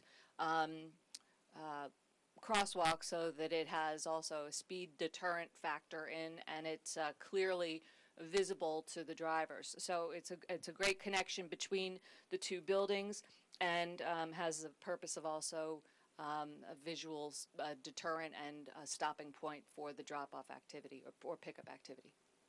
Good, thank you. Raised, is it gonna be I don't know. opposed to different pavement? I mean, We know what it's going to be? snowplow people complain if it's raised, whether it's cement or brick, but brick has a more campus type setting. It's a little clearer that. Yeah, I had one other question. When the driveway goes back down onto the road, is that a slope, a down slope? You know, when people are exiting, and if it's slippery, are they going to slide out into? I think it's level. It's level, yeah. Okay. Else. That's your presentation? That's my last witness, Mr. Chairman. A few questions, Mr. Chairman. Mr. Allen, can you just relate, so the number of vehicles, the maximum number of vehicles in the peak hour of the school, what number is that? Our projected trip generation? Yeah. 197. 197 entering, 169 exiting. Okay, so can you just explain how that number relates to the 22 cars queuing, and then also the testimony that that most of there's a higher number of younger children, and that the younger children are going to have to be either walked in by the parents or have staff. How does 197 correlate then into 22 spaces, 22 queuing? Well, the 197 doesn't correlate to 22. The 22 is the actual capacity from that crosswalk between the mosque and the school building all the way back down to Cedar Grove Lane. The actual capacity of that whole area is that it can accommodate 22 passenger vehicles. I'm not saying that we will have 22 passenger vehicles. I'm saying that's what could physically fit there. But from the crosswalk at the school all the way back to Cedar Grove is only 22 cars? That's what I had marked up on my I plan. think you might be underestimating that. You have a few hundred feet.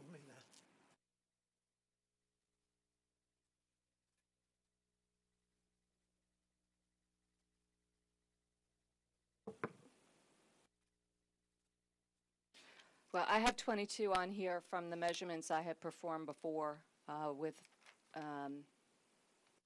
basically a 20-foot module.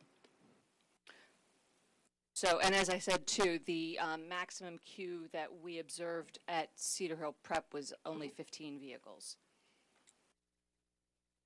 So I think there was more of a question though about. Well, I mean, I just want to, because in my opinion, this is, in terms of the site operation, in my opinion, this is the biggest issue. You know, how much, the testimony is that, it's going to be a lot of, there's going to be a lot of vehicles, a large number of vehicles. You're not going to rely upon busing, so it's going to be vans and it's going to be cars. 197 vehicles. Well, When I look at this queuing, I think you have 650 feet of queuing. That sounds like a lot more than 22 vehicles. So that's what I'm saying. I think you're actually underestimating. then maybe my measurements are off, and there's a lot of dots on the plan. But first of all, not all of the students are coming at once, and I think you asked about in the beginning there will be more younger kids than in the possible future Well, that was years. the testimony we heard. Right, and so in the beginning, it's my understanding that there won't be 270 students, and so the analysis and the focus has been on the ultimate, I'll say, occupancy level with 270 children.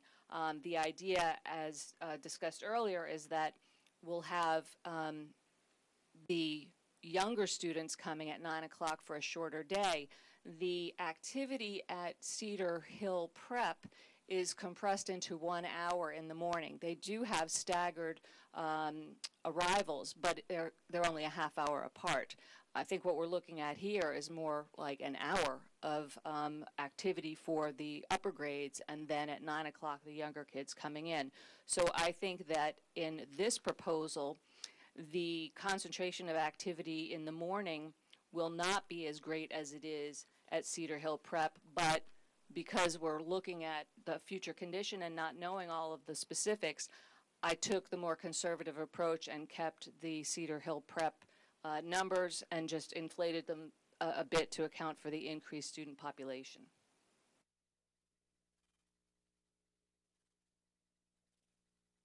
Anybody else? Okay, we'll open to the public. If you want to make a statement or ask a question concerning the application, come to the microphone.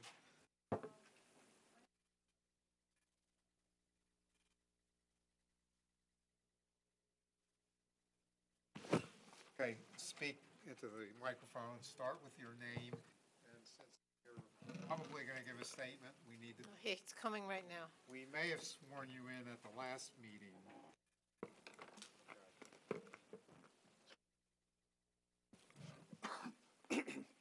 But I don't think- Hello? Did you speak the last time? No, I didn't. You need to speak. I was a Raise your right witness. hand. Better.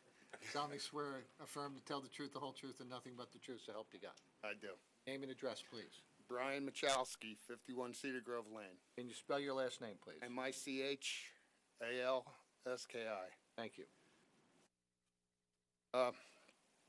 We've been residents of Somerset since 2001. And my property in the back, in like 2002, I spent like 4 months making a nature walk for my wife and my mother-in-law. And cleaned up all the trash. There was no trash for 4 or 5 years. And excuse me. Yeah, I know. So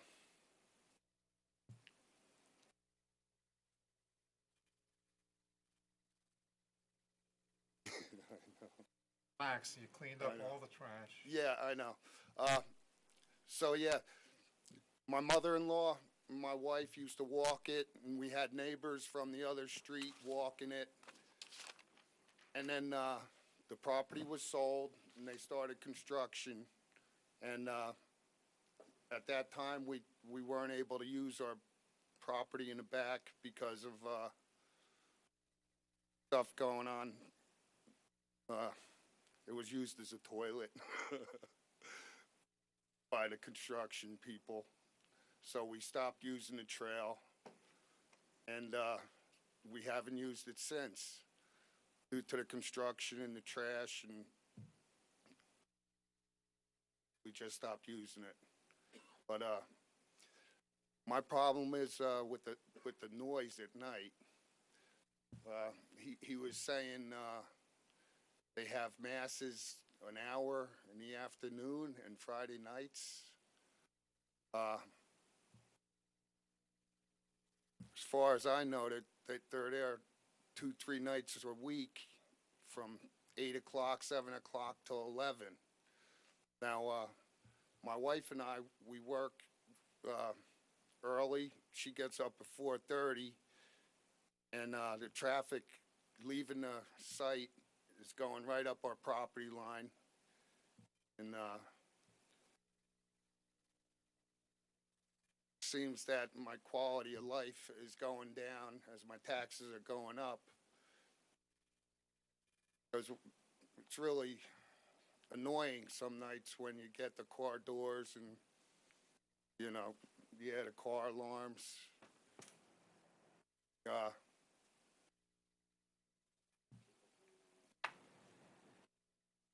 Yeah, we have a lot of problems with people entering our driveway, doing K-turns on our front lawn, sometimes U-turns right on the front lawn because they pass the mosque. Have you discussed this, Who? Dr. Karzai? Karazi, yeah. Karzai? At times, not too much about the people driving on our lawn, but yeah,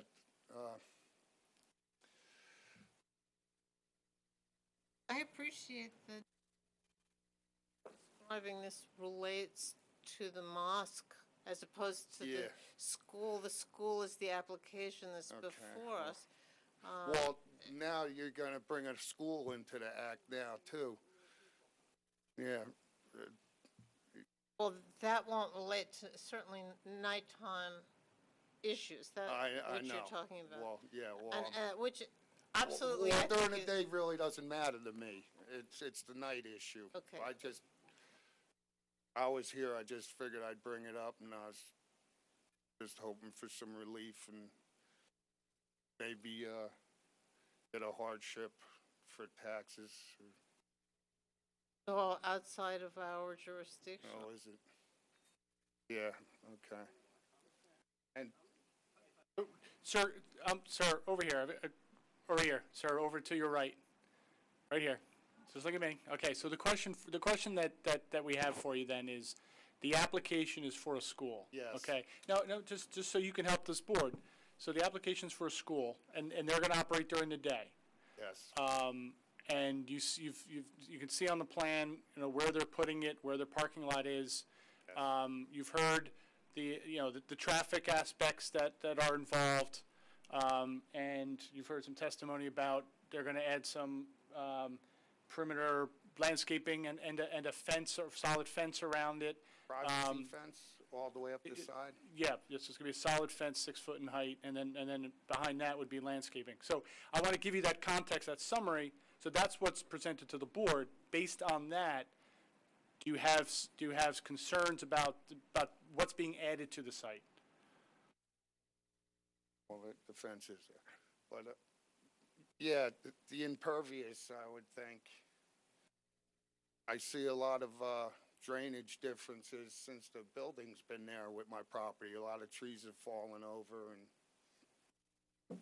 Trees have fallen over on your property? Yeah. Just seems like I'm in Lower Lyon area and I'm getting affected by it. They're supposed to reduce runoff, not have it on. That should have been mosque, and especially now with this, the detention basins being enlarged. I don't know if there's something that wasn't taken care of in terms of drainage, but it surely should be now. Right. Okay, after they put the additional drainage in, right? Same. Bigger detention basin and make adjustments, yes. May I also make a suggestion, Mr. Chairman?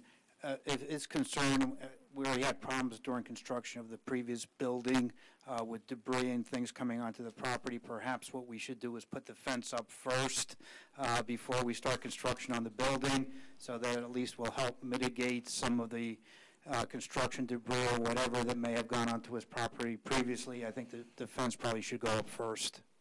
Think that would help? Yes, it would.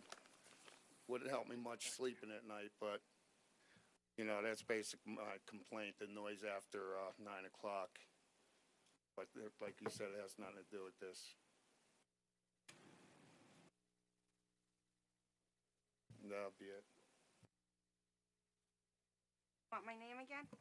Dame, you were, Okay, my name is Josepha Michalski, Brian's wife. I live at 51 Cedar Grove Lane. I realize you're probably going to approve this school.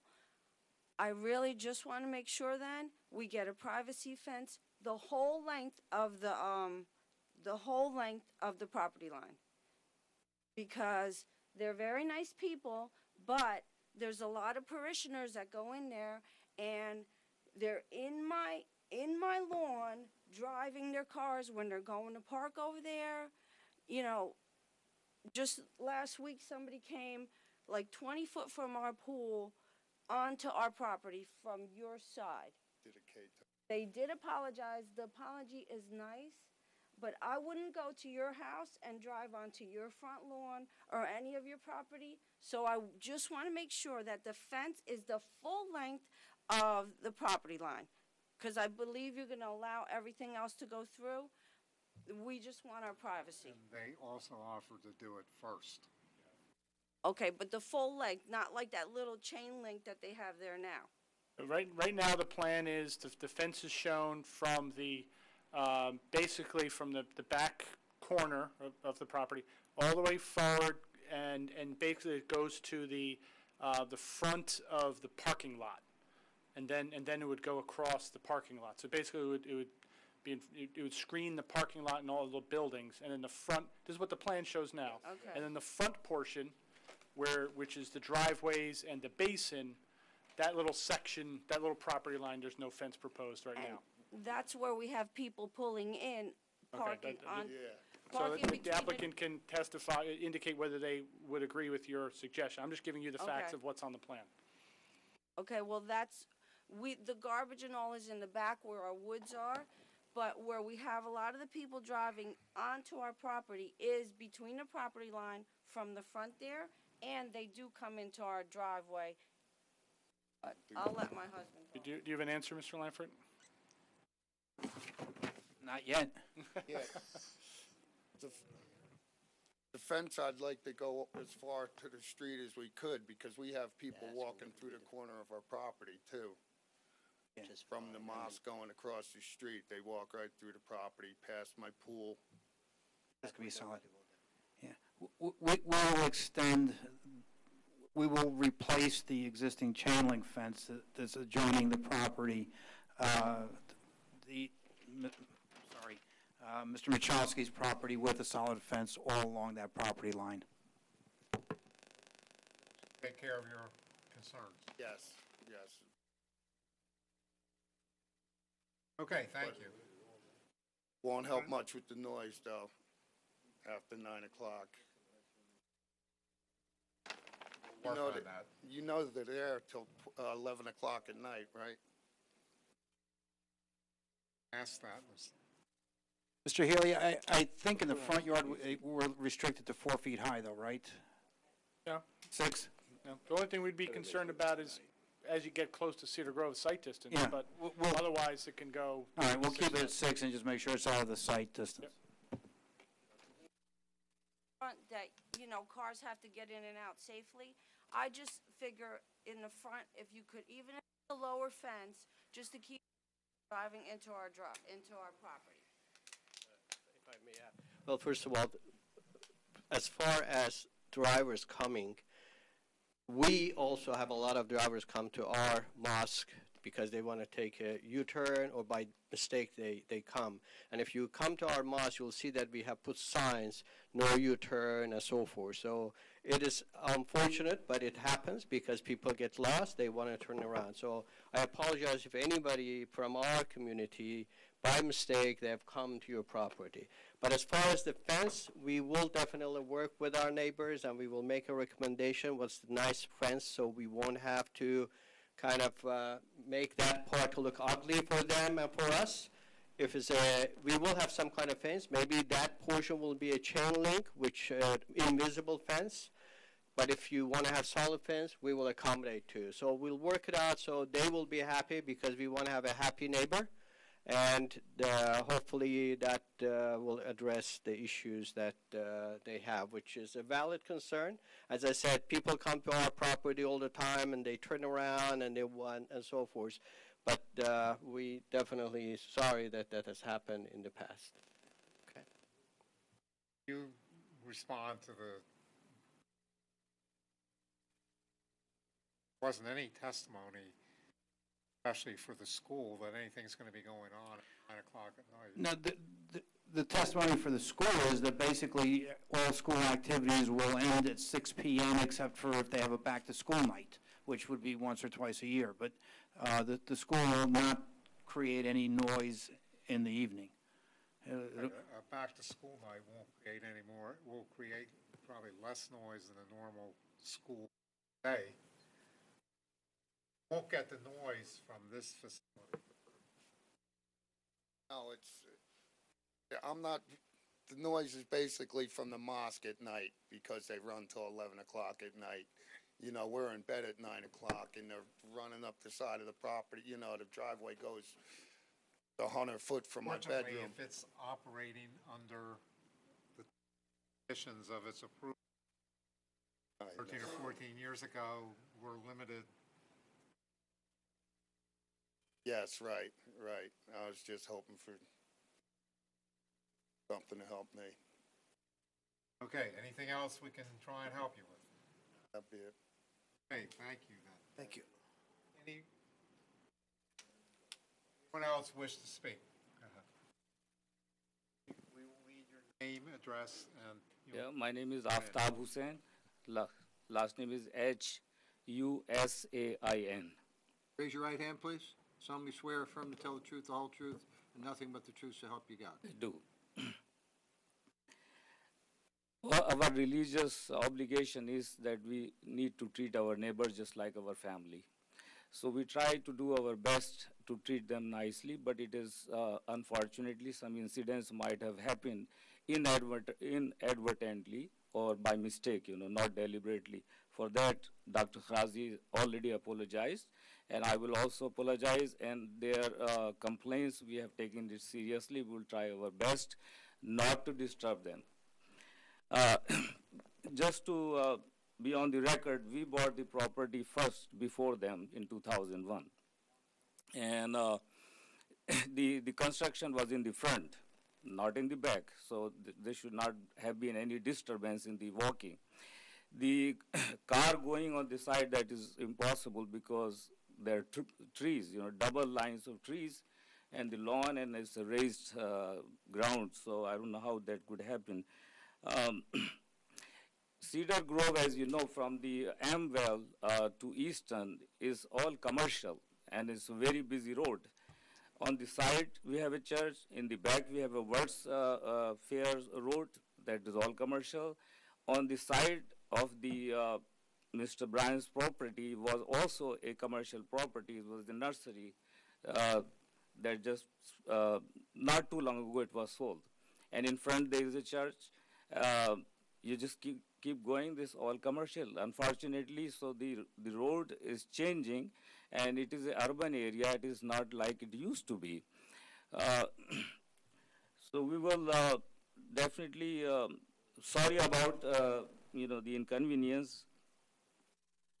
When we came here first in front of you, the zoning board, we promised that we will be a peaceful community. We will benefit the community at large. And we have done everything in 7 years.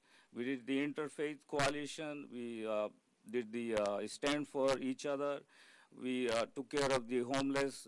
We provide the food services. We give financial support to anybody who needs. We did a lot of interfaith activities. We are the biggest group in the MLK breakfast. We are providing the scholarship to these students. We're doing the polling station. We have done vigils for the victims. And we collect money for local, township, or any national disasters. And we'll continue to do all those things. And We are very thankful for the zoning board to hear our application. I will appreciate, and we'll be very thankful and try our best to do even better. Thank you very much. Okay, we appreciate your statement. One small correction might be, though, that Cedar Grove from Amwell. In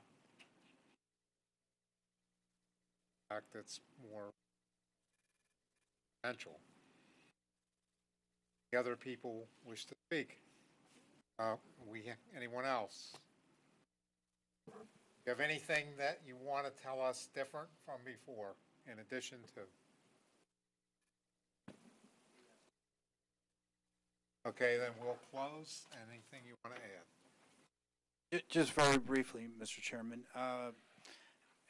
As you can hear from the testimony of Mr. Ford and Ms. Dolan, we've worked very diligently with Township staff, and they have been very responsive to this application. We've been at this for well over a year before we got to the board this evening. What we have before you this evening is a fairly comprehensive, well-thought-out plan to handle all of the concerns, and I have done before this board other schools. I know the issues and concerns, and I think we've addressed them adequately, and more than adequately in this case. I think the location of the school behind the mosque, as you said, the only negative about it is you can't see it, and it's a nice building. But I think it provides for adequate queuing for the parking. There's adequate parking on site. And I think with the improvements that my client has volunteered to deal with the neighbors, I think we've solved some of their problems. With respect to the variances, obviously this is a fairly unique and narrow site. We have done everything we can to mitigate the deviations from the D3 conditions, and I think by placing the building where we have placed it, again, we've done it in concern for our neighbors, the only residential neighbor. The variances that we're seeking will have no impact on the property to the rear, which is an office building, nor will it have any impact on the church adjacent to us. I would respectfully request that the board grant the variances that we are seeking, as well as a site plan approval, and I thank the board for their time and attention. Okay, anything from the board? Comments, questions, or? I move the application, subject to a number of conditions, that once the school is completely built, that the school activities will take place in the building and not in the mosque, that there be a maximum of 275 students and maximum staff of 30. The hours of operation shall be from 7 a.m. till about 6 p.m. and that evening activities be limited to parent-teacher conferences. The construction be phased so that the parking lot will be done first, and that also a fence for the neighbors will be constructed so that they'll have the relief at the outset. The playground should be moved from the side yard to the rear so that the buffering will no longer be an issue. That the lighting will be a maximum of 15-foot poles and come as close to meeting the requirements of the ordinance as possible.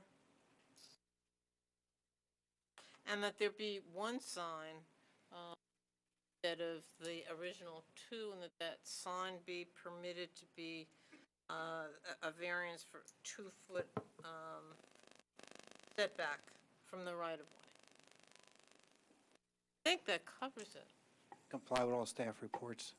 That too. All of our attorneys managed. 2 and 3 Think times. about it anymore. Anything else? Then is there a second? Second. Raymond Bettervid, Yes. Laura Grauman, Donald Johnson, Yes. Bruce McCracken. Yes. Anthony Caldwell, Yes. Gary Rosenthal? Before I cast my vote, I just want to repeat that these individuals that are in this room will listen carefully to anything that you have. So even, I'm going to vote yes, but I do want to reiterate that if there's a problem, you talk to them and they will listen to you. Chairman Thomas? Yes, well said. Thank you. Mr. Chairman, we had one other condition. You wanted to permanently reach out to the county. To the maker of the motion? Yeah, amend. Okay, and the seconder? I have to Okay, we call don't it need to again? revote, do we? I have to do it again? We're okay, I'm for. Yeah. Okay. And is there a motion to adjourn? Yes. Second. Meeting. Metro won't be happy.